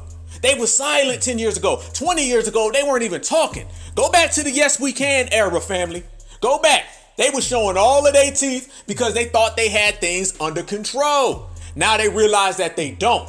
They can't control us at all. We are the ones controlling our own destiny. We are the ones writing our own narrative, and we are the ones cashing our own checks. What they gonna do about that? I'll tell you what they're gonna do. They gonna send out every little person they can find. They gonna put that damn battery in their back. I'm telling you, they got the supremacist battery. They got the tether battery. They got the Fleer battery. They got the Fleedman battery. They got the crowbar battery, the buffer class battery, the Skittles bag battery, anyone they can get. And we still keeping it pushing. So that's what it's all about. It's about lineage pride. And all of a sudden, folks start popping out the woodwork, just like Dr. Claus said it. Dr. Claus said it. He said folks is going to pop out the woodwork. Because understand, lineage and reparations go hand in hand. Reparations and lineage go hand in hand. So once you get lineage pride, you start talking about reparations. See, you don't focus on reparations if you don't know who you are. You want to know why the reparations movement has went so far? It's because the lineage movement has went so far. How were we ever going to get reparations when we were running around here saying that we were African? Think about that. Let's put it together. Oh, we cooking. Oh, we cooking right here on the Black Alpha Network. Y'all know how we do. How could you ever get reparations and the money that is owed to you based on your ancestral presence, based on your lineage, heritage, and culture, if you never represented your lineage, heritage, and culture, and you were running around here saying that you was an African American? African American, he don't get no reparations. A foundational Black American does. Yeah, an African American, he ain't gonna get no reparations because Africans ain't trying to get reparations in Africa.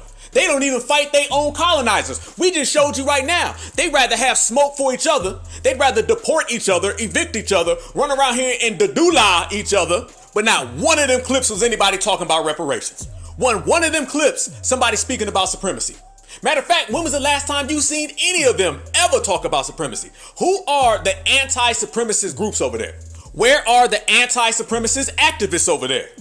Now, once again, we talking about a continent, not a country, with billions of people that they're always trying to get us to go back to. And have you seen 1, 2, 3, 4, or 5 people ever go against supremacy over there? Ever try to run the colonizers out over there? Have you ever seen it? And if you ever do, the masses of people will turn on you for doing it. You know why? Because they prefer to come after each other. And I always say this. They always say, well, we can't get along because of tribalism. What is more tribally different than the colonizer?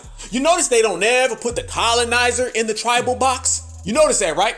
See, when they talk tribalism, they'll come over here and practice tribalism on us. And then they'll get mad that we don't subscribe to tribalism. We foundational Black American brothers, sisters, kings, queens, goddess, and gods. We don't do that tribalism stuff. But you ever notice that they are so stuck on tribalism, but they never apply tribalism to the colonizer? Let me say this. Here's a little advice from foundational Black America, okay? Start looking at the colonizer as a different tribe. I guarantee you this. If you look at the colonizer as a different tribe, you would run them out tonight. But guess what? You don't. You give them a special little box. All the Black people are put in the tribal differences that you got animosity for, that you go to war with. But when you look at the colonizer, you don't see them as a different tribe. You see them as a friend. And that's why they go over there and they colonize you. You dig out all them diamonds and you hand it right on over. It's a difference of logic when you talk about a foundational versus a fleer. Someone who runs, someone who gets it done, someone who keeps it G, and someone who keeps it flee. Big goddamn difference.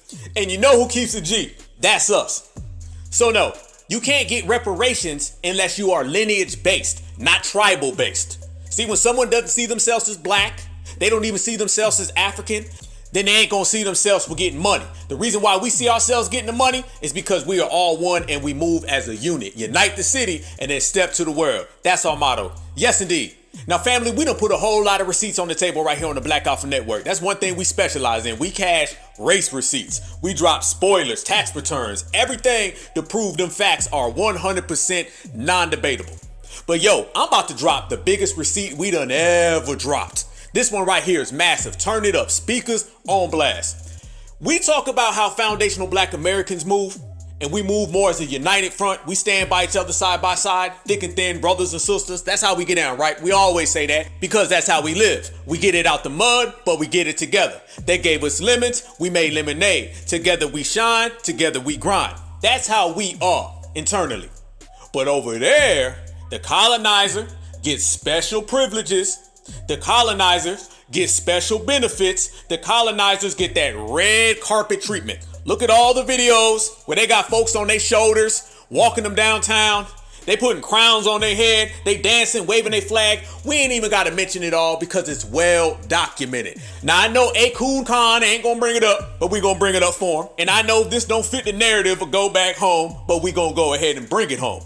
When you talk about all of the anti-African Africans, all of the Black folks on that continent that treat each other like dirt, but yet always seem to have some type of affection and love for every single colonizer who shows up. And mind you, when I say different colonizers, I mean the 4 C's. What are the 4 C's? That means different colonizers from different continents, different countries, and different colors, and they all dominate Africa.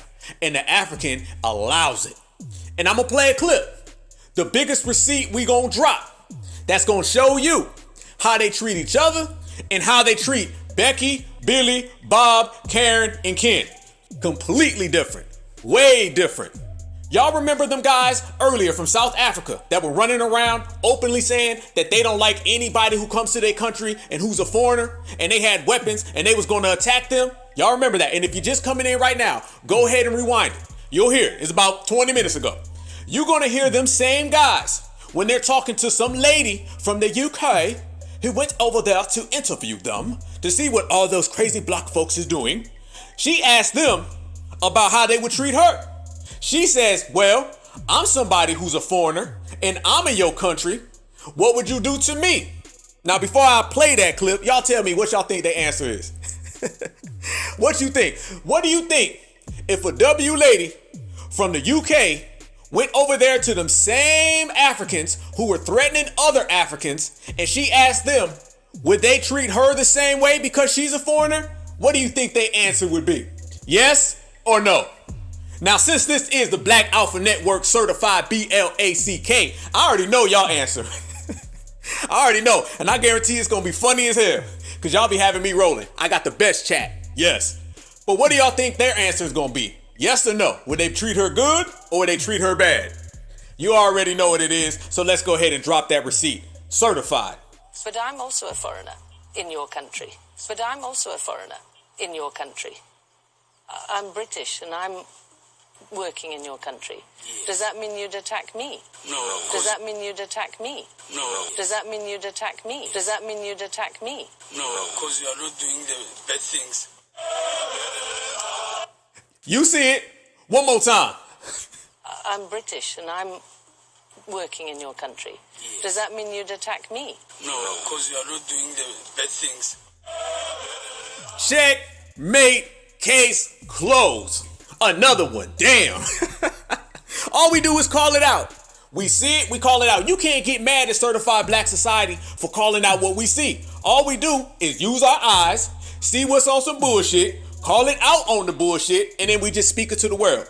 Don't be mad that we saw what don't nobody else want to see. Don't be mad that we talk about what nobody wants to speak on. Don't be mad that we real 24/7, 365, and we got it like that. Damn. She said, would you guys hurt me? They said, no. There was like 6 people. She asked a question to one guy. All of them jumped in. They said, oh, we got to talk to Karen. They had to speak to her. They was like, no, we would not. No, we would not do that to you. You know what they're basically saying is, we wouldn't do that to you because you're a W and you're our friend and we loves you. But we don't love people who look like us. And that's exactly what we've been saying. That's exactly what we've been regulating. That's exactly what we've been highlighting. Foundational Black Americans are the only ones who have been out here saying, say it loud, I'm Black and I'm proud. Okay? Say it loud. Don't whisper. Don't hush. Say it loud. Black and I'm proud. Not Black and I kinda like it. Not Black and I sorta like it. Not I'm only Black when it benefits me. Not I'm only Black when I can steal your FBA hairline. I had to. You walk around with some shit like that on your head, you're gonna get roasted for life. But that's the difference between the way we think and how others think. That's why we have a code and we operate off the code. No one over there or anywhere else even uses the term code. They basically say, just do whatever the hell you want to do. And you see what happens when they do whatever the hell they want to do. It'll have you giving all types of smoke to other Black people, deporting them, evicting them, but telling that Karen, oh, no, we not do that to you. We would not do that. No, we like you. We would not hurt you, Karen. Oh, and that ain't the only time. Nah, I'll never say something if you only got one receipt. Every time you hear a receipt, trust and believe, there's about 20 other receipts that go along with it. Let me throw another one at you. For every Karen, there's a Ken. So while you had them being all nice and sweet to this Karen, there's a Ken who said when he went to Africa and he named all these countries. He said, I've been here, there, lived over there. He said he ain't never been treated bad. Now, mind you, the places where he said he never been treated bad, we just show receipts of them treating each other bad in the same exact countries. So I don't want to hear no excuses. And when you watch, what you'll see is when it comes to non-Black Africans, other Black Africans become very friendly. I've lived in 5 different countries in Africa. I've lived in Malawi, Botswana, Zambia, Morocco, and Nigeria. I have also travelled extensively in South Africa, Zimbabwe, Namibia, and Egypt. Never once in all my years of living or travelling on the African continent have I been mistreated in any way because of my ethnicity, because of my skin colour. And this is in spite of the fact that I come from a country who are guilty for some of the worst colonial crimes ever inflicted throughout human history. There you have it. Damn, that man said not once. He didn't even say a half a time. He said not once was he ever treated bad, even though he comes from places that treat them bad. So you see, they treat you bad, you treat them good. They steal your stuff, you hand it to them. They're just a codeless people. When you realize somebody ain't got a code, you dismiss and then you move on. That's the way we operate. Man, they become buddy, friendly, homie, ally, whenever a foreigner show up. Moving on. And you gotta watch them. There's another thing they do. They always got this in common. You ever notice they start throwing dirt on FBA sisters?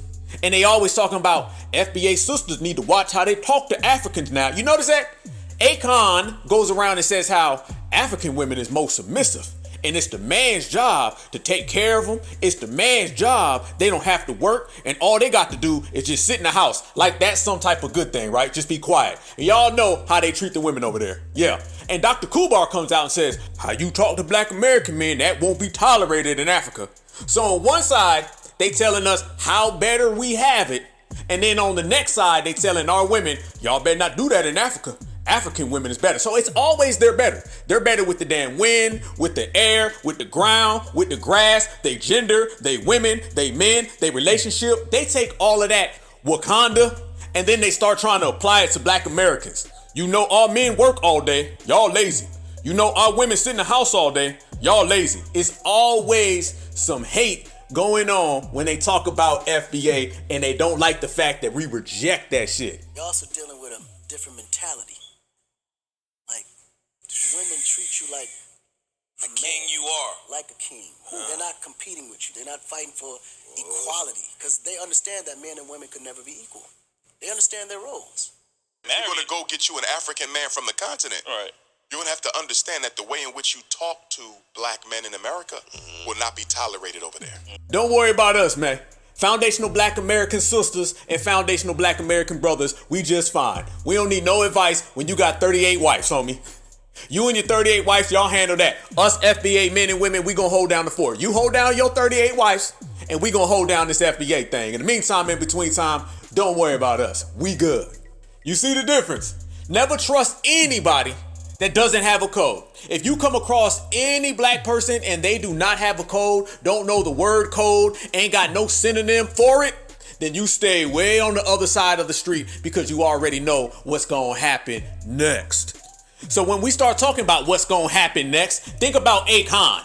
You already know what he's gonna say before he even says it. You already know what all of these dream sellers are gonna say because it's the same script. It's coming from the same place. Anytime you see one of their interviews, you already know every single clip. Anytime someone uploads a piece of that video, it's gonna be something that you predicted 5 weeks ago. Because they have nothing new. They just got that same sold out, outdated version of y'all go home because y'all not really black American. You know they gonna tell us that we ain't American. You know they gonna hate on America. You know they gonna tell us to go back to Africa. You know they gonna tell us how great it is. You know they gonna tell us how bad we got it. That's what's gonna happen before they even start speaking. And once again, they don't like the fact that we calling them out on it before they even start speaking on it. Different times, different measures. Gone are the days when black folks used to buy all that and say, that is true now. We need to connect to our roots because we are not really from America. We are the Black Liberation Excavation Unit of the Continent of Greater Goods. Man, get out of here. That shit don't exist no more. It's FBA all goddamn day. How about that? How about we just skip past all of that extra stuff, all them extra words, all that go back home talk, and we just say FBA all goddamn day, certified all the time. Because we know where they're coming from. So once you know where someone's coming from and you already know where their thoughts are, then you can already see where their hatred comes from. Akon comes from a place of he don't like foundational black Americans because he's jealous. All right, that's what it is. He's seen what was going on in the synagogue. He's seen what was going on here. He's seen what was going on with his grandparents. He's seen what was going on with our grandparents. He's seen the difference. Don't get it twisted, family. I know they may lie. I know they may front. I know they try to act like they didn't say what they just said. They try to act like they didn't do what they just did. But they know very well the differences between us and them. They know it just as good as we do. Only difference is we speak on it and they keep their mouth closed and starts to hating. But we still know it. Oh yeah, we do. And when you listen to him talk, you could tell he got a real deep-seated hatred for foundational black Americans. That's why he always uses those racial tropes against us, right? He says a lot of things that come from the dominant society. A lot of the same myths, a lot of the same misnomers, and a lot of the same stereotypes that he uses sound like they're coming from the Republican National Convention. You seen earlier, he was talking about our stage presence, but you notice he didn't just say, well, they're okay, we're just better. He didn't do that. He went full racial stereotype. He went into complete foundational black American tropes. He started saying our pants are sagging. Come on, where y'all hear that from, right? Next thing you know, he gonna say pick up your pants and pay child support. He gonna say baby mama drama. He said our pants are sagging, we high off weed, we wobbling around. All types of things that sound like they coming from fucking Joe Biden. That's what he says. So anytime you hear these tethers talk, you always notice they sound just like the dominant society.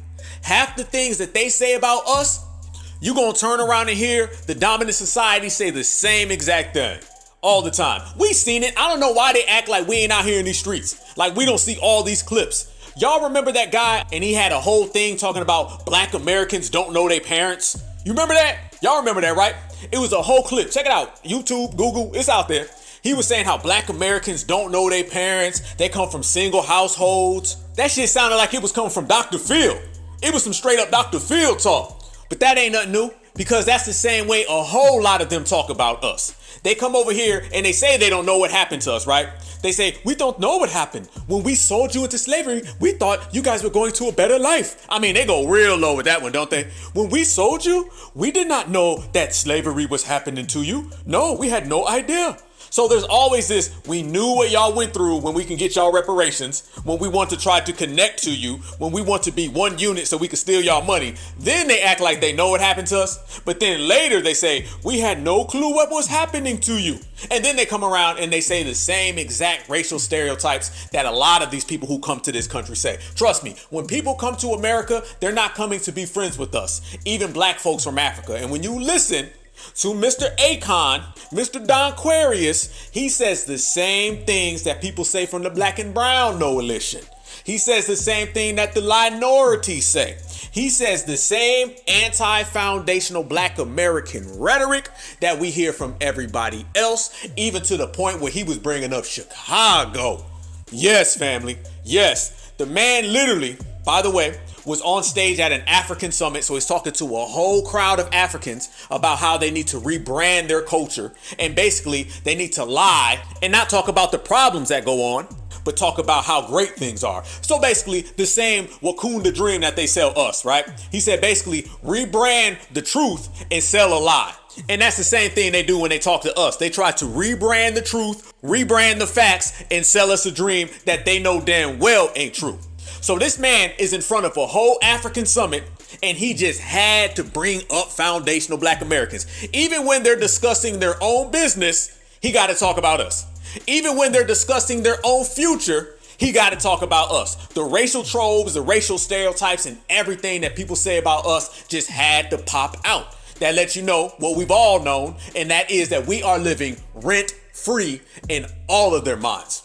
So he's sitting there talking to them and he brings up violence in Chicago. Yes, violence in Chicago.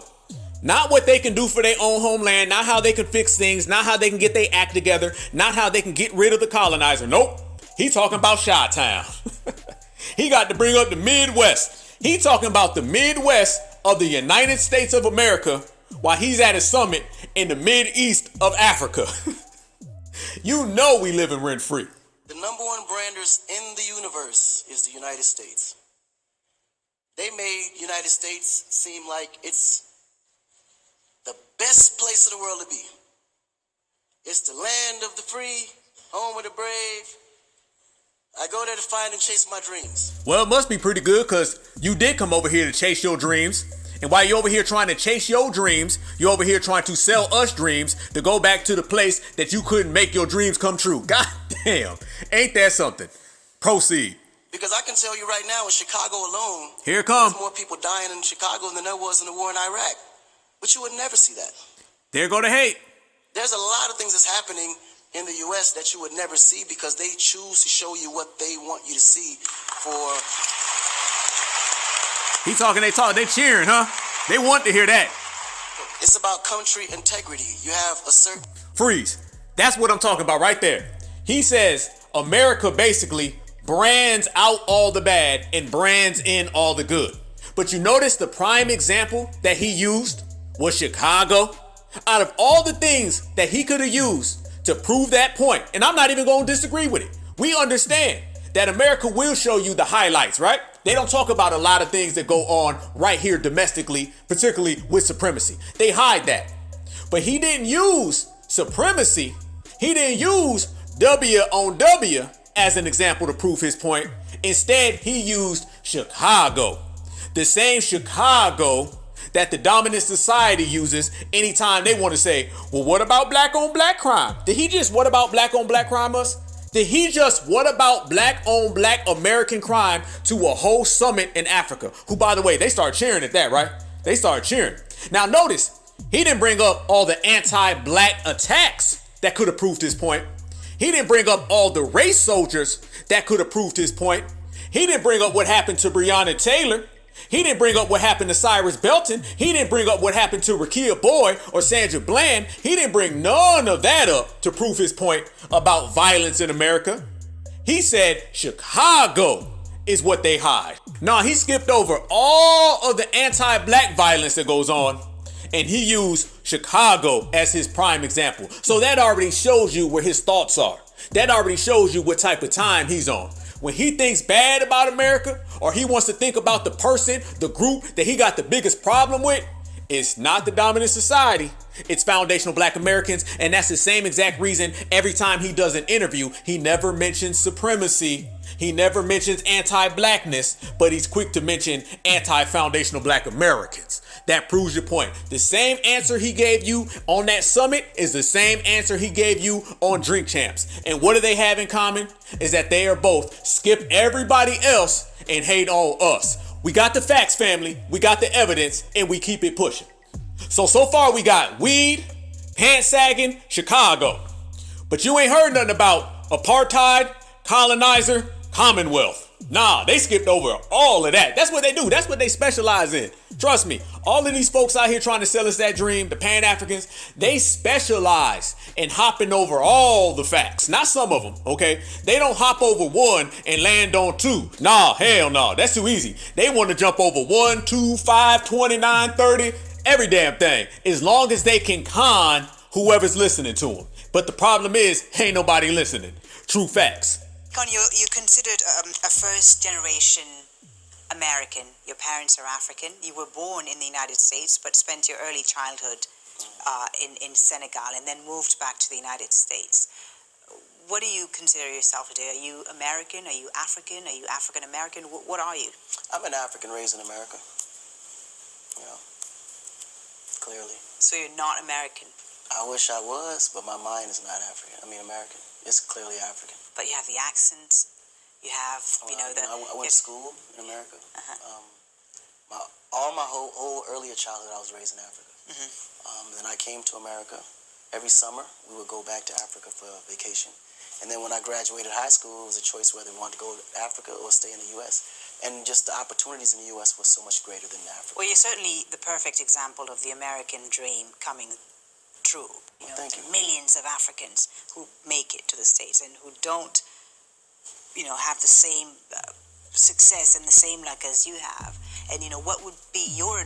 Whoa, hold up. No, we ain't gonna pass that. You notice that? Oh, he was getting mad. He didn't want that lady to say that. He did not want her to say that because that does not fit his Wakanda narrative. She says, first off, she asked him, are you an American or are you an African? He said, I'm not an American. Well, if you're not an American, then you need to quit talking on foundational black American business. How about that? Since all these folks say they ain't American and they from wherever they're from, fine, cool, be that. Then quit talking about foundational black American business. You ain't qualified, you disqualified. We don't wake up and talk about nobody else's business. You know why? Because we don't give a damn. So they need to practice that same not giving a damn that we do, and they'd be better off. Second, when that lady told him, you are the American dream, a lot of Africans want to come here and they want to have success. His face turned cold. His face turned real cold. You could tell he did not want her to ask that question. I'm surprised they didn't try to edit that shit out, because that no way, shape, or form fits the Wakanda narrative. How you gonna try to get us to go back to a place that all of y'all are running to get to? And that's all we've been saying. We've been saying that since day one. Why are you here? If where you're from is so much better than America, then why are you here and why don't you just go back? Family, that is the 500-pound elephant in the room. No pun intended. All right, no pun. That is the elephant in the room. The very fact that they tell us to leave what we created and go back to a place where all of them are trying to come here.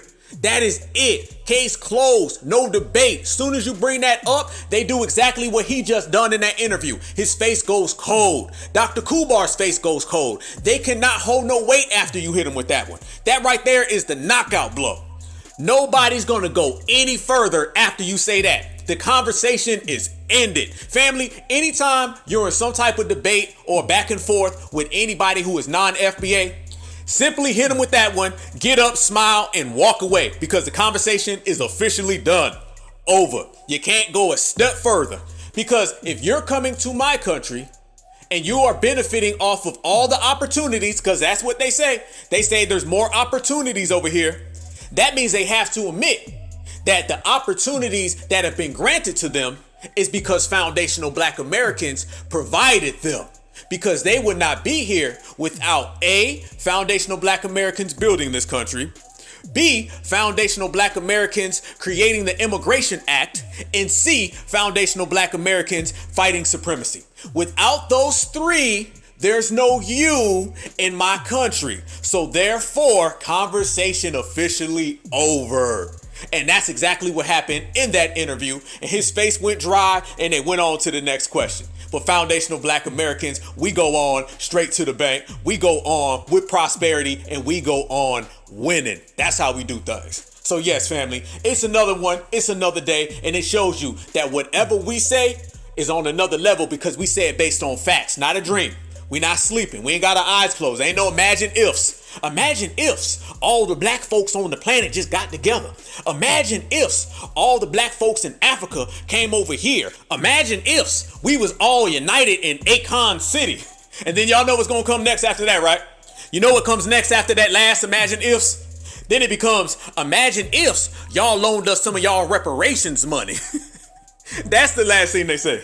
And then I say, yep, you better imagine ifs you had some of it, because in reality, you can't get $1. That part, yeah. Black Alpha Network, y'all make sure y'all smash that like button. Certified salute to the whole family. Y'all know how we do. We bring that heat and we cash them receipts, and it don't stop at all. I love y'all, man. Love y'all with a passion. We gonna continue to keep building, working, shining, and grinding. FBA family tree. Don't let nobody shame you out of loving your lineage, heritage, and culture, because we've come so far. We done built this thing so high that ain't nobody gonna come over here and take it from us. Nobody. You ain't gonna con us out of it. You ain't gonna trick us out of it.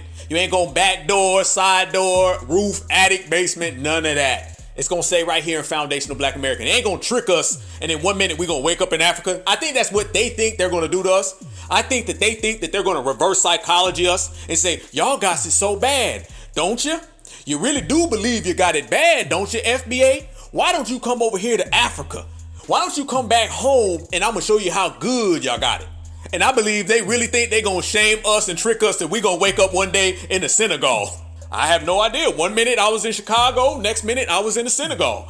1 minute I was in Alabama, next minute I was in the Ivory Coast. It ain't working. Take that shit somewhere else, try that with somebody else, because foundational Black Americans ain't going for the game. We regulate. I'm not gonna go from the state of Georgia to the Congo. You ain't gonna shame me out of it either. Don't you want to share? Don't you want to give some of that monies? All those opportunities that y'all got, don't you want to share it with us? Come on over here. For $19.99, you can hop on a plane and fly on over to the Congo, and you can stay here tax-free for 20 years. We'll build you a new house. We'll give you free land. And if you sign up right now, we'll throw in a free giraffe and a sailboat just in case shit get real and you got a japa. It's the year of the return, brother. Shit. It's the year of the decade of the life of the we foundational Black American made, and we good right where we at. That part. All Pan-Africanism is the used car salesman version of blackness. I said it. I'm gonna say it again, just in case they ain't heard it. All Pan-Africanism is the used car salesman version of blackness. And the reason I say that is because they always trying to sell us something. Just like a used car salesman. They always saying, you can get this for cheap. You can get this for the low. We got a sale on this. Just put down the down payment. What we got right here in the lot is better than what you got at home. That's all it is. You act like a used car salesman, then you're going to get called a used car salesman. And that's all Pan-Africanism is them trying to sell us a used, broke down, beat down car that you'd buy and you drive for about 2 weeks before it broke down on you again. That's all it is. When your car break down on you again in 2 weeks and you out of money, that's no different than folks finding out in 2 days that when they went over there, it wasn't Wakanda. That's it. But guess what? You're out of money. And that might be the least of your troubles if you go over there according to what we've heard. So yeah, that's all it is. Used car salesman. And you can't sell us that. You can't sell us anything that isn't concrete. If that shit ain't verified, if we ain't ran that, pulled that paperwork back, then you might as well take it back home. Oh yeah, that's why somebody with the name Khan can't get off on Foundational Black Americans. Certified Black Society? Nah, we too certified for that. We way too certified. That's one thing about us. We can tell who capping. We can tell who fronting. We can tell who's bending the truth, twisting the truth, stretching the truth, telling a fib. Whatever you trying to do, we gonna see it immediately. ASAP. We got a no cap detector. And as soon as you start talking and them gums start flapping, that shit gonna start binging. And we gonna have your ass on that Summer Jam screen. Anybody who comes around us being disingenuous, we gonna see you. And that's why someone with the word con in their name can't get off on Foundational Black Americans. And we've been the main ones calling out all of his con games. And that's why now everybody's saying it. You notice every time he does an interview, you see folks from all over the world saying that he's lying. They got that from us. We called out his hairline, now everybody's calling out his hairline. We called out that fake locked up record, now everybody's calling out that fake locked up record. Paperwork snatched. We called out all of that lighten up Africa. We called out what was really behind that. It all starts with us, just like everything. Everything starts with Foundational Black Americans, and people play follow the leader. So we say something and then the world goes. But this man is just a walking cap. Everything he says is a lie. He fronts every time he speaks. Remember when he was running around here? Matter of fact, let's pull some paperwork out. Y'all remember when he was booking shows, but he was having his brother perform as him? This man was booking shows, collecting money, but it wasn't even him that was performing, it was his brother. This man had a body double. He was sending out his brother to sing all his songs, collect all the money, and they was doing some straight up scam Africanism. Ain't that out the book of scam Africanism? Ain't that one of them people who say some fake rings, fake watches, fake diamonds, turn around and take off? Ain't it? Now, ain't this the same guy who was saying how Foundational Black Americans lack natural stage presence? And they smoke weed and have their pants sagging, and Africans just do it better? What's more unnatural than the person on stage ain't even you? He talking about natural stage presence, and he wasn't even naturally on the stage. So that's an unnatural hairline and an unnatural performer. This man a walking cap. Please tell me. He said that you and your brother Boo. See? Yes, see, you ready? Is it me or my brother Boo? I'm gonna tell you what it is. We don't know which one because he said that he used to kind of like swap in for you when it came time for you not wanting to do certain performances. Let me clear some things. He called him a body double is what exactly what he called him. A body double. So we all know. Okay. Boo was my double. Okay. He was, yes. He was? He was my double. This was before internet. If you saw Boo in one place and you saw me, you couldn't tell the difference. Here's more capping about his hairline. Yeah, it was so. Oh no, I went to Turkey. I went to Turkey and got a procedure. Was it painful? Because don't forget, in the beginning, my whole front was loose. It was real thin. Was it painful? Nah, no. Was it expensive?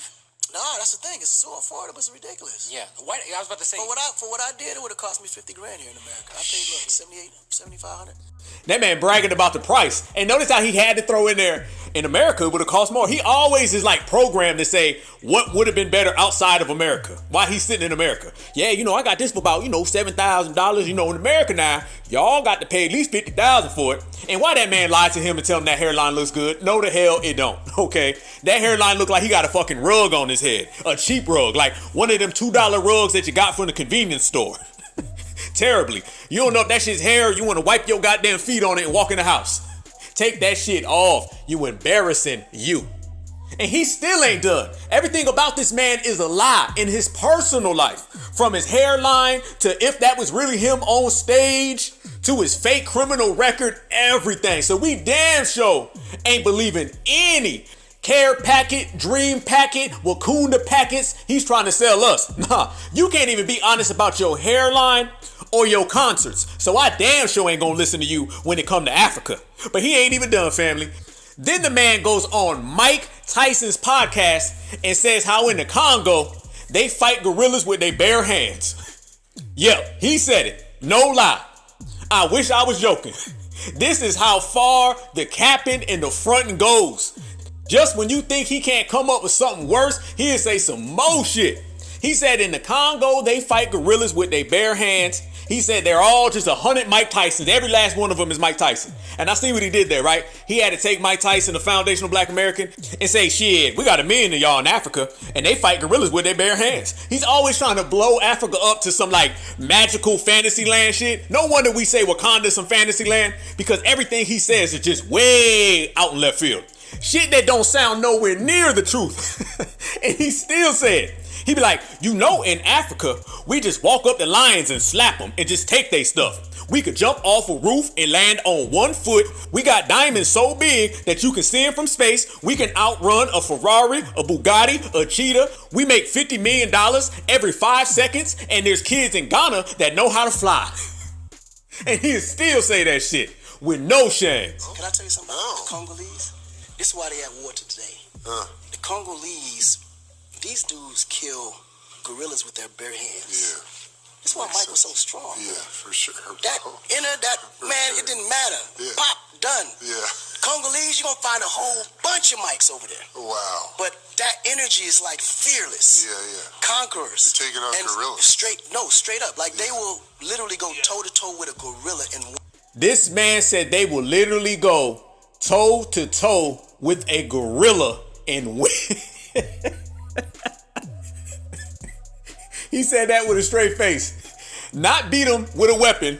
Not beat him with a group of humans. No, they'll go one-on-one, eye to eye with a gorilla and beat them. That's how strong they are.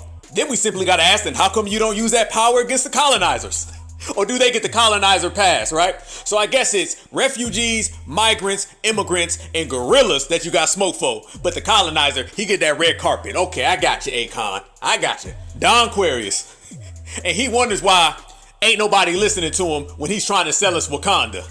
That's the reason. And he wasn't even done. Because you know capping comes in bunches, right? It come in numbers. You can't just give me 1 or 2 or 3. They got to roll out 15, 20, 30, right? Then he follows up by saying this. But the Nigerians are the most smartest people on the planet. Smartest people on the planet. Right. Yeah, I believe it. I promise you. There's nobody more smarter than the Nigerians. Now, of course, there's a few bad apples that came out. You know what I'm saying? Smart too, though. No, they extremely smart. Yeah, they just put their intelligence all in the wrong place. Right. Boy, he done pulled out the supremacist bad apple tactic, didn't he? That sounds like, you know, we're not alls bads. We do have some bads apples. Yeah, but then he kept going. And what he have to do? He had to do what he always got to do. Like when he's at a summit talking to a bunch of Africans, he had to bring up black Americans. Yes. So he starts talking about America again. And then he started fucking up his whole geographics. He started talking about how many states are in America. Family, how many states are in America? And let me ask you, at what age did you know how many states there were in this country? Probably about as early as you were able to walk. As early as you were able to talk. As soon as you could talk, then you understood there was 50 states in America, right? This is kindergarten knowledge, right? You learn this in kindergarten. There's 50 states. 1, 2, 3, 4, 5, and you go down the list. That's how early we knew. But you see the difference when you're actually from the soil? How you take the time out to learn simple details? And then when you want to mooch off the soil, you're more focused on all the wrong things. That's how you miss out. Now, for somebody who's always got America coming out their mouth, always speaking dirt on foundational black Americans, always throwing disrespect on our name, you would think that he would know how many states are in the United States. He talk about the United States of Africa. You know he watching. Then you would think that he would know simple geographics.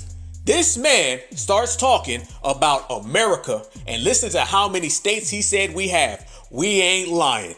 Well, I mean, it depends on what you're going there for. Like, every place has its destination and has a specialty for what you want to do. It's a huge continent. Huge. It's North Africa. Listen, let me explain how big Africa is, right? You see how big United States is. Right. You could take 5 United States and fit it inside of Here come family. 5 of U.S.'s. That's fire. Listen. I mean, all 52, 3, 4 states, whatever. That's you can take them What? all, put them Whoa. inside Africa. Hold up. Ho. No. Run that back. One more time. Replay. Repeat. You see how big United States is. Right. You could take 5 United States and fit it inside of 5 of U.S.'s. That's fire. I mean, all 52, 3, 4 states, whatever. You can take them all, put them inside Africa 5 times. That's how big the continent is. Wow. This man said 52, 53, 54 states. He knows that America could fit inside of Africa 5 times. But he doesn't know that America has 50 states. Damn shame. Pitiful. Somebody get this man a map. Somebody get this man a globe. Somebody get him Google Earth. Because he needs to use all them special Wakanda powers he was just talking about and apply that to understanding simple geography right here in America, the same country that he benefits off of. Get your mind right. But hey, that's what it is. That's the pattern you keep on seeing. That's what we keep on calling out. That's what we keep on exposing. Lie after lie, babble after babble. The numbers don't calculate. They don't know simple geography. I mean, all that. That's what happens when your mind is too busy selling the dream. You don't understand simple geography in reality. When your mind is focused on selling a dream, you don't know that there's 50 states in reality. When your mind is selling the dream, you start stumbling, fumbling, and bumbling all over the place. You need to stand on something concrete, not stand on something that don't exist. Steve Harvey, we got to go on back to him. I'm sorry, Steve Hardley. He started saying how Africa was a country. So Akon thinks there's 51, 52, 53, 54 states in America, and Steve Harvey thinks that Africa is a country. Listen. And empower them, that becomes great. But I think what people don't understand is how rich Africa really is. Do you realize, man, it's the only country in the world that don't have to import nothing. So according to him, Africa is the richest country in the world. Now, I'm just a foundational Black American, but I know these simple details. I know that there's 50 states in America, and I know that Africa is a continent, not a country. I mean, come on. They need to get like us. Be more like foundational Black Americans instead of trying to steal from foundational Black Americans, and you might be somewhere. This is why nobody takes them serious. That's why they are the kings of Babel, and that's why the whole go back home, brother, Wakanda has never moved an inch. Reparations has moved way further than Pan-Africanism has. And mind you, Pan-Africanism had a 100-year head start on the real reparations movement. Reparations just started right now. We are the ones who really are pushing that line. I ain't talking about somebody who kind of did it back in the day or they threw around the idea. We are the first era, the first generation of certified Black society that has pushed reparations to the forefront. They've been kicking Pan-Africanism since Marcus Garvey in the early 20th century, and we wrapping circles around them. So what does that tell you? The very fact that on this episode of the Black Alpha Cast, we done broke down what? 60, 70 different lies? This whole episode just one long receipt, stamped, proved, signed, sealed, delivered, that Wakanda and all the Wakandaites can't con certified Black society. Never have, never will. We moving right along. Because what do I know exists for real? What I do know exists is our lineage, our heritage, and our culture. We know that for a fact. What we know does not exist is Akon City. Yeah, let's expose that for a minute. This man said not only was he gonna send people back to Africa, he was gonna create a real Wakanda for ya. Literally, Akon City. The man is literally trying to sell people Wakanda out of a goddamn Marvel movie. Beyond all the caping, beyond all the capping, beyond all the yapping. He done took this to the point where he's trying to give you a goddamn comic book. I understand a con man trying to sell you fake diamonds. I understand a con man trying to sell you a fake car, fake rings, fake watches. But a goddamn comic book movie? Really? The man is trying to sell people a comic book movie. This is a whole different type of living in a fantasy world. Literally, that's living in a fantasy world. Wakanda was in a fantasy world. The Black Panther movie is in a fantasy world. Akon City is in a fantasy world. So when we say that this person is trying to sell folks a fantasy, we mean it verbatim to the point. And he came out and said that he was inspired by the Black Panther movie. So let's say what it really means. Let's translate what he's really saying. He's saying that he saw that Black Panther movie come out. It was the #1 movie in the box office. It made millions of dollars. And then all the scam African Wakanda dollar signs start popping off in his eyes. Then he starts seeing a way that he could hustle, a way that he can scam, a way that he can scheme. This is how they think, family. This is how they operate. Every single thing that they see is a potential opportunity to scam somebody, to hustle somebody, to steal some money from somebody. It don't matter if they got to sell you fake hope. It don't matter if they got to sell you fake hair. It don't matter if they got to sell you a fake city. They gonna hustle somebody. That's what they do. That's in their nature. That's why we say scam. That's why his name is Con.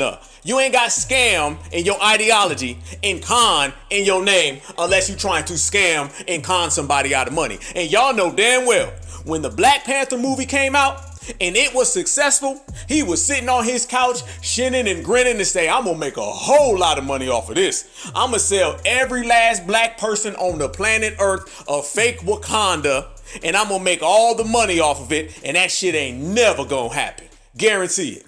Akon City. Right. That's the future. Okay. So Glad that shit. Let me try to get my head around this. So, did this come before or after Black Panther? That actually came before Black Panther. Okay. But no, it didn't. Wasn't promoted Black Panther-ish until after Black Panther. It wasn't promoted Black Panther-ish until after Black Panther. You're trying to call it a real life Wakanda. Well, did you call it that, or someone else said that? Yeah, the media ran with that. Okay, media. Yeah, that was, I did admire the Black Panther movie, and I did say that Black Panther is a look of what Africa's future can look like. I did say that publicly, and I think after that they kind of ran with that. Listen how he just double talked each time. First question: were you inspired by the Black Panther movie? Answer: well, no, not really. I mean, I just promoted it like the Black Panther movie. Okay, so you were. Good answer. Second question: you said that this is a real life Wakanda.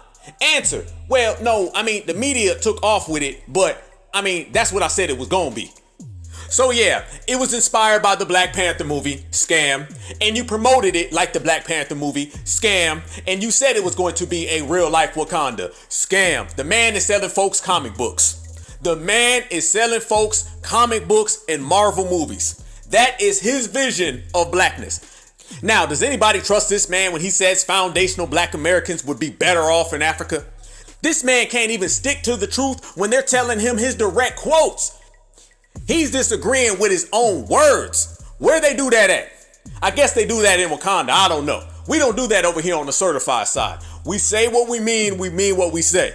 How many interviews have you seen with him where somebody will give a direct quote and then he'll give some roundabout answer?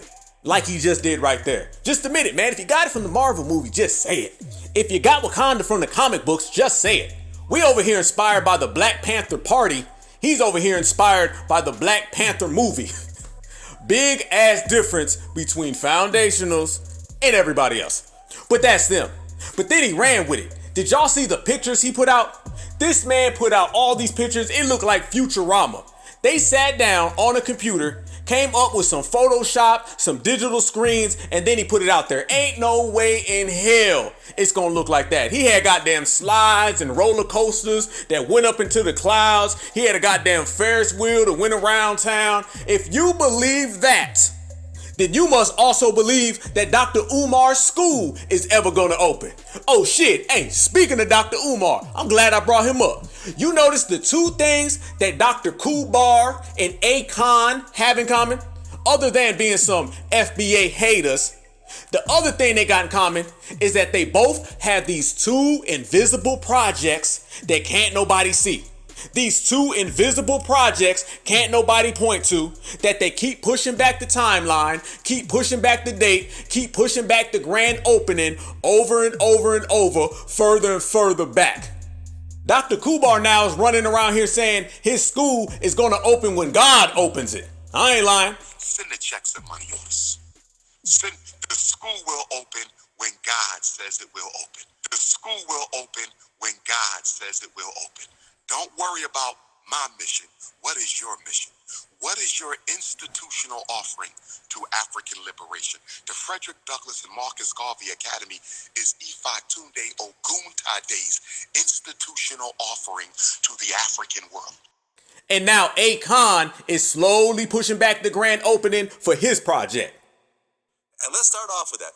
Because last time you were here, you're saying that Akon City was supposed to open in 2026. Yeah, right. So where is Akon City at right now? We're still on track. Okay.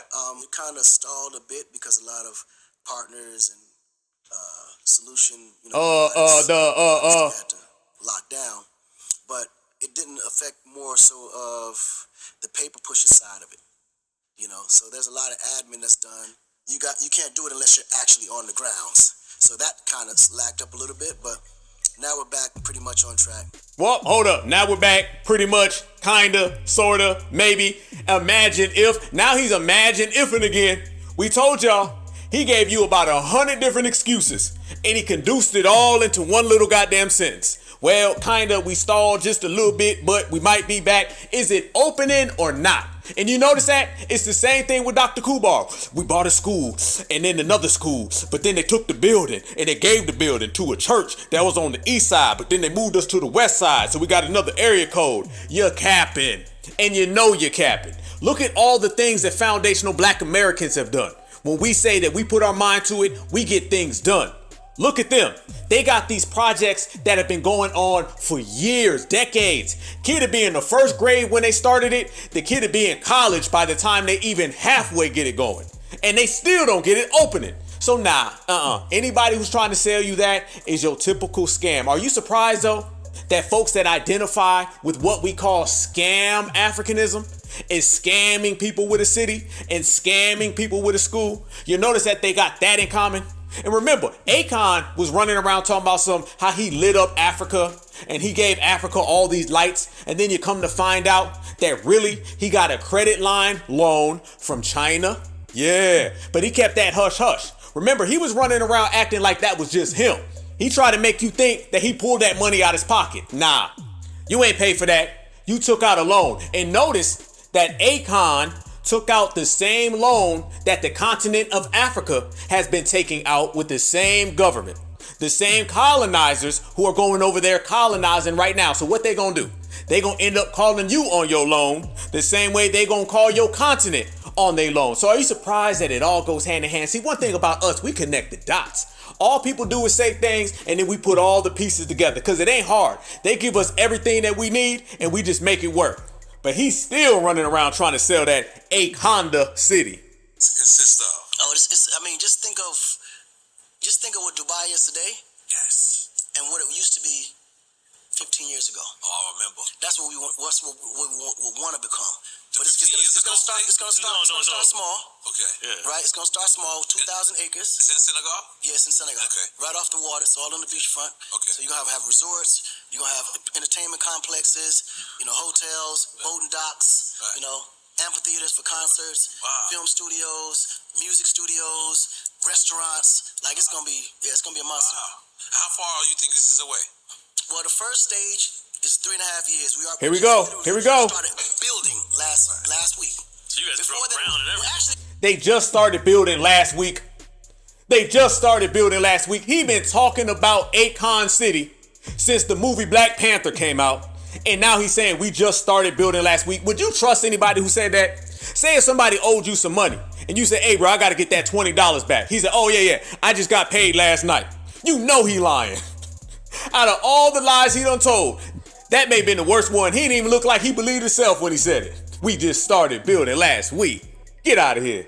When we talked about the first time, we had just started doing, environmental studies, soil studies, all that stuff, doing all the paper, all the studies in a minute, slowed us up, but then we got back into it, but now everything is official. Construction actually literally started last week. Right. And your fronting started on day one, and Certified Black Society calling your ass out started on day one, and now everybody's calling them out. Even Africans aren't going for that shit no more. They're starting to check them on that fake ass city. They questioning where is it at. Soon as he had that interview with Noriega, Africans were hopping on Twitter, typing in all different types of languages, but they was clowning them. I was there. I jumped on and I seen them. Matter of fact, look at y'all screen right now. Oh, you know Black Alpha Network got the receipts. Check it out. Look at all these tweets going in on Don Quarius about where's that school.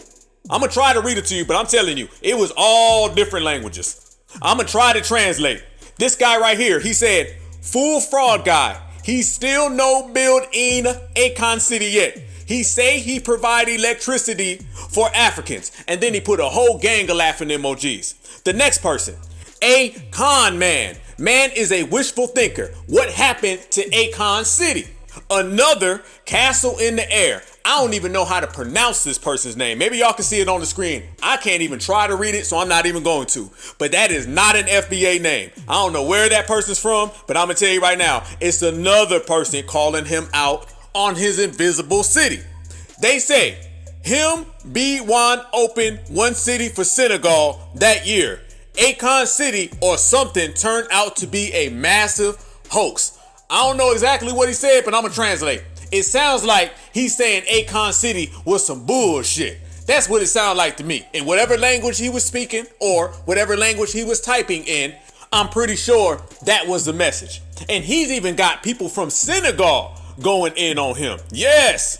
He got a brother that said, "Me and Akon are both Senegalese from Jersey City and went to Dickinson High School." They calling out your high school, bruh. "The only difference between us is that I only lie to women. That's it." Damn. They pulling your paperwork, man. I seen whole tweets that were in different languages, and the only word you would see is Akon City with a bunch of question marks on it. They don't believe you. Somebody said Akon lies every 3 market days. So you know that person is from over there. They talking about 3 market days. Your name don't even hold no weight at the market in Africa. So you know you going down. But it ain't just the hairline. It ain't just this invisible city. It's also, they were on him because what he said about South Africa. Yeah, he came out and said all the W's in South Africa, they get treated bad. Matter of fact, he basically said some all lives matter. And the Africans over there was pressing him. Yeah, I'm telling you, he ain't got no clout out here. He been chasing clout. He been going on these anti-FBA world tours, but he better worry about his own homeland. Because over in his own homeland, his name ain't holding weight. And apparently, by the tweets I just read, they ain't feeling him. Everything else like that. But what you actually said recently in an interview, I think it was Bootleg Kev, where you said that you go to certain parts of Africa, like South Africa, right, where the white people are screaming about inequality. Yeah. They're living in the projects, and the black people are in the mansions. Yes, and this is a true story. Yeah. Like now, since the power has been taken over, if you go into government, it's 90% blacks running it. And the white folks are there screaming more about equality, saying things not fair. If I go to get a job, a black man will get hired before the white man. So exactly what's happening in America is what's happening in South Africa. White lives matter. In South Africa, 100%.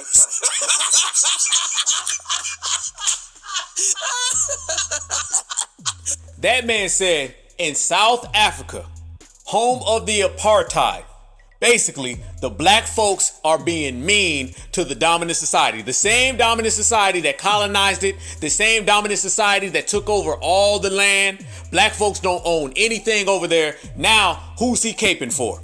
So he's caping and capping again. And the Africans over in Africa were pressing him for it. That man said W lives matter and threw all the oppressed black Africans under the bus. But that's what Akon does. That man talking crazy again.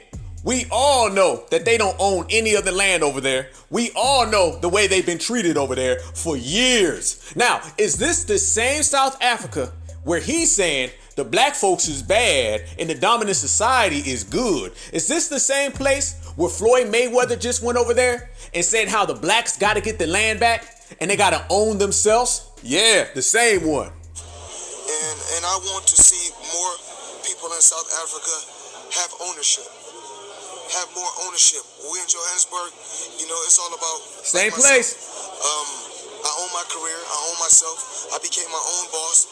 And even in America, it's about real estate. So I want the people in Africa. You guys have all the resources. You guys have all the land, but we need to get a lot of that land back to the Africans, and you guys need to own yourself. The same thing we've been saying. And I think they got it twisted. They got it backwards. Y'all don't need to be lecturing FBA on maintaining what we got. You need to be taking lessons from FBA on how to maintain what you got. Yes, indeed. Oh, they went back to Twitter and were roasting him again. So not only was he getting roasted about that fake watch he was out here buying, about his fake Akon city, now they roasting him about what he said with South Africa. And mind you, these are his own folks from his own homeland saying it. One person wrote, Akon must have visited a different South Africa, not the one that we live in. W's run things down here. That's a person in South Africa saying it. That ain't somebody over here. That's somebody in his homeland. Now, mind you, they said he must live in a different South Africa. Honestly, fam, it's pretty sure that he lives in a different world. Because at this point, it's evidently clear that this man is operating in a whole different reality. Not the one that the rest of us live in. Another person wrote, I wonder which South Africa he is talking about. He must shut up next time and stop putting his nose in the South African politics. He be putting his nose in foundational Black American politics. This is what he does. He travels around.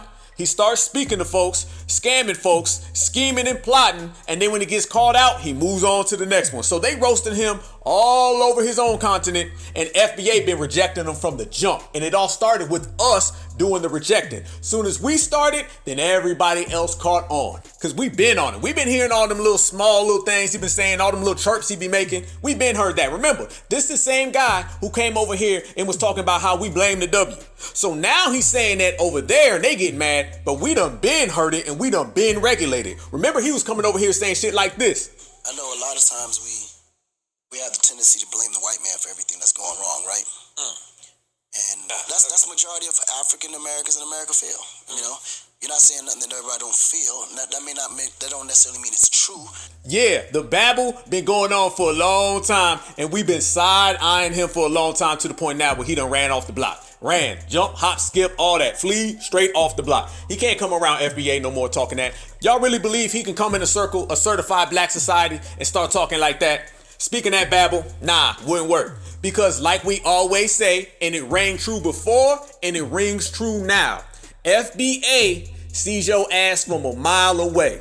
So if you fake, you phony, you fraud, you disingenuous, you gonna get your paperwork snatched. Speaking of snatching paperwork, sometimes you ain't even gotta pull it. Sometimes paperwork will pull its own self. Out that file, out that desk, out that cabinet, and put itself right there on the table. You ain't even gotta go looking for it, it'll come looking for you. What they say, what's done in the dark comes to light. Okay, well, let's talk about that.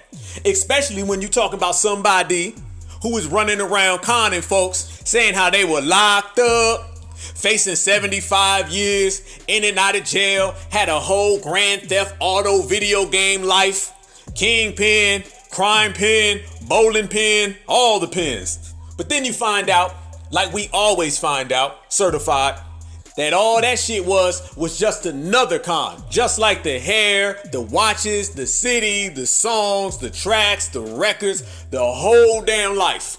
All cap. See, Mr. Akon, Don Aquarius, the same guy who criticizes Black American culture, talks about Black American degeneracy, Black American thugs, is the same guy who made money portraying Black American culture. And not just Black American culture, Black American street culture.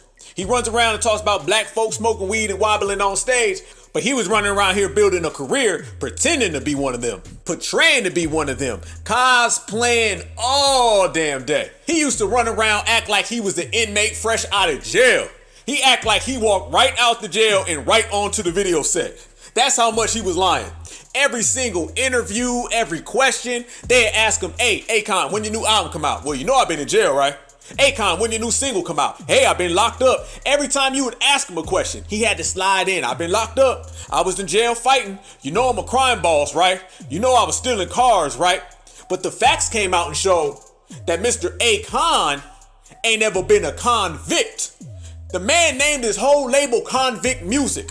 He should have named that shit Suburban Music, because he was living a very affluent, wealthy life here in America. Mind you, when these people come to America, they not coming to America broke.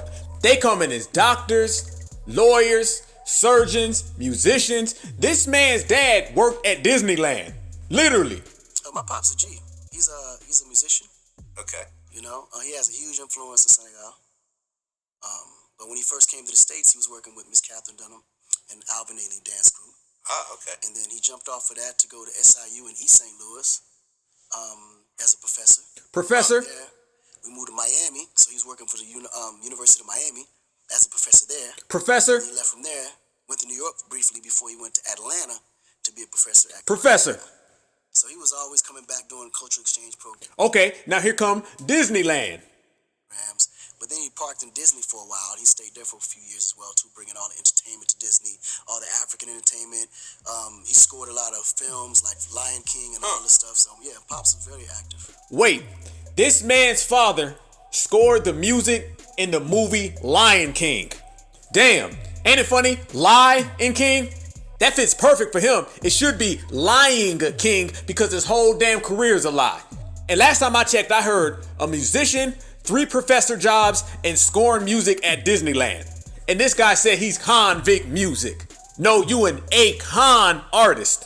But he made a career just like all these other people who come from the suburbs, come from good backgrounds, affluent backgrounds. They put a hat on, they cock it to the side, they put on some baggy clothes. The same style that he tries to ridicule today, he tries to talk down on today. He was cosplaying for years, and now he flip-flops and tells us we need to go back home. That right there, by definition, is an official culture vulture. And that's what you always see with these type of people. They act like foundational black Americans, they try to talk like foundational black Americans, and they bite off foundational black Americans. But no, that ain't it. Nah, this man get way further with it. He fabricated a whole criminal past. From fake jail records to fake arrests, fake crime rings, the whole 9. Remember when he was running around saying this? So I get to jail. They give me a uniform. I get a bologna and cheese sandwich with some ice cream. I wrote about being locked up while I was locked up. And I would sing it out loud to the point where the whole pod would sing it every time the guard would walk past. I'm locked up, they won't let me out. And it became like an anthem in there. Lie. So then I got into, the street gangs type of situation, but not affiliation of a group, but more so from a car theft operation standpoint. Because in Jersey, at that time, cars were really heavy. You know what I mean? So I was stealing cars, and I got into an operation where I kind of understood how that actually worked with VIN numbers and car registrations and insurances and all of that. So I kind of took that same hustle to Atlanta. Lie. Riding down the highway one day, and I just see this helicopter flowing over me. And when I made that left, I promise you on everything I love, the moment I turned that left to get on the highway, they just came from everywhere. Lie. Zoop, zoop, zoop, zoop. Get on the floor, hands down, face down. I was like, oh yeah, what the fuck? You know what I mean? Man, they locked my ass up, man. I'm sitting there, they interrogating me. Still lying. Come on.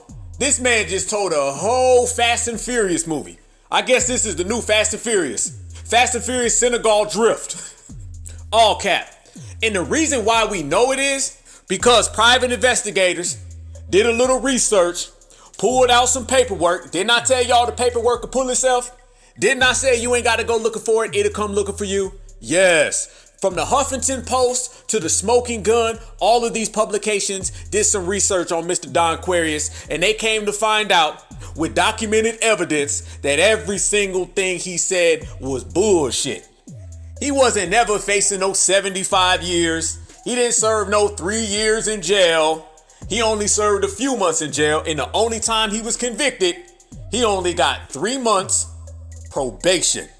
That's it. None of that Grand Theft Auto, none of that Fast and Furious, none of that true crime stories, just a lie. Or what we say right here in America, a damn fraud. But foundational black Americans, we been known this. Now everybody may want to call him out, but we been calling him out. We know who's real and who's not. We know who's faking the front. We know it. Soon as we see it, it don't take us a long time. We gonna get right to it. That's the beauty of us. Because we know when someone got a fake street tail, we know it. We know these folks ain't coming over here from these affluent backgrounds. They got all this money to travel to America, get these businesses, be professors, score the Lion King, work at Disney, but somehow your kid is out here stealing cars. Because we done seen this story before. We done seen all the main characters, the side characters, the supporting actors. We done read the script. We know what it's like. I don't know why they think this stuff is new to us. We're used to seeing tethers come to this country, start acting like they from America, start duplicating our culture and trying to run game on us. This ain't nothing new. And Akon ain't nothing new. Trust and believe. Akon is not the first and he will not be the last tether that comes to America and tries to give us some sketchy criminal background that don't none of us believe. He won't be the last. Hell no. So they put out a report on Akon, researched all his records, all those fake criminal records, and what they found out is that it was the complete opposite of what he was saying in his biography. In his biography, he said he served 3 years in jail. He was locked up. That's what he said. And they simply proved he's only been convicted one time and he only got 3 months probation. They found nothing but holes in all his stories. Oh, and they threw out receipts too to back up their claim. They put out 16 court documents and none of them showed what Akon was talking about. Not one. All it showed was all that criminal talk with just one big headline. That's it. And to make that even more messed up, family, when MTV News heard about this story and they went to Akon, he gave that same dance around answer when they asked him when is Akon City gonna start. That same dance around answer when they asked him is the dominant society oppressed in South Africa. He put on them same tap dancing shoes and started doing the Wakanda tap dance. Bottom line. But one thing about us, certified black society, we gonna make it plain, we gonna make it clear, and we gonna get some real understanding. But what we also gonna do, we gonna let Akon himself tell you that he was never no convict, never no ringleader, never no Fast and Furious. This was just all one big marketing plan. Just like everything else we expose. Hear him tell you himself. Checkmate. Right, because you did like 3 years combined? Yeah, combined together, it's about 3 years. And at that time, it was the perfect. Here you go. Here you go. Marketing plan for me, because I'm a marketeer on every front. Everybody thought, man, he did 3 years. I was like, yeah, I did 3 years. But I never told nobody how I did them 3 years. They were actually in pieces. I just combined it all together. Now I can, completely be upfront. But it was all a part of the strategy also to make my image believable too at the same time. Because at that time in hip hop, man, it was like you had to have some kind of track record. There you go. How many times are we gonna be on point? How many times are we gonna knock them out the park? That's what we do. We don't know nothing else. Exceptional. This is the certified foundational black American way. We say it, we get it done. We speak on it, we make it happen. We move, everybody else moves the fuck out the way. That's how we do. We said it was a con game. He said it was a con game. We said it was a marketing plan. He said it was a marketing plan. He said he had to do it for his image. And we said this whole damn scheme, from Wakanda to his hairline to fake watches to his rap sheet, was all one big scam. The Wakanda scam. How many times can we expose somebody, G-check somebody, and then play a clip and let you hear that same person expose their damn self? How many times? Well, we do that all the time right here on the Black Alpha Network. When we G-check and when we regulate, we just sit back, fall back, and watch it all come true. Certified salute. Damn, it's been an epic episode. How many receipts did we drop today? How many? I lost count at about 200. At least 200. How many of y'all got? All I know, from start to finish, we done brought that fire, and there's been nothing but receipts in between, exposing everybody. And who are the last ones standing? Certified foundational black American freemen. As always, All right, peace and love, family. I love y'all with a passion. Make sure you subscribe to the Black Alpha Network, smash that like button, and the next go around, we gonna bring even more receipts and we gonna bring even more fire because the roast continues. But y'all stay good, y'all stay safe, y'all stay dangerous. They know how it is. We are one tonight. Let us be one in the future. Power to the people. But I dedicate this right here to all my foundational Black American sisters and brothers. And remember, Black is beautiful, and beautiful is always Black. One love.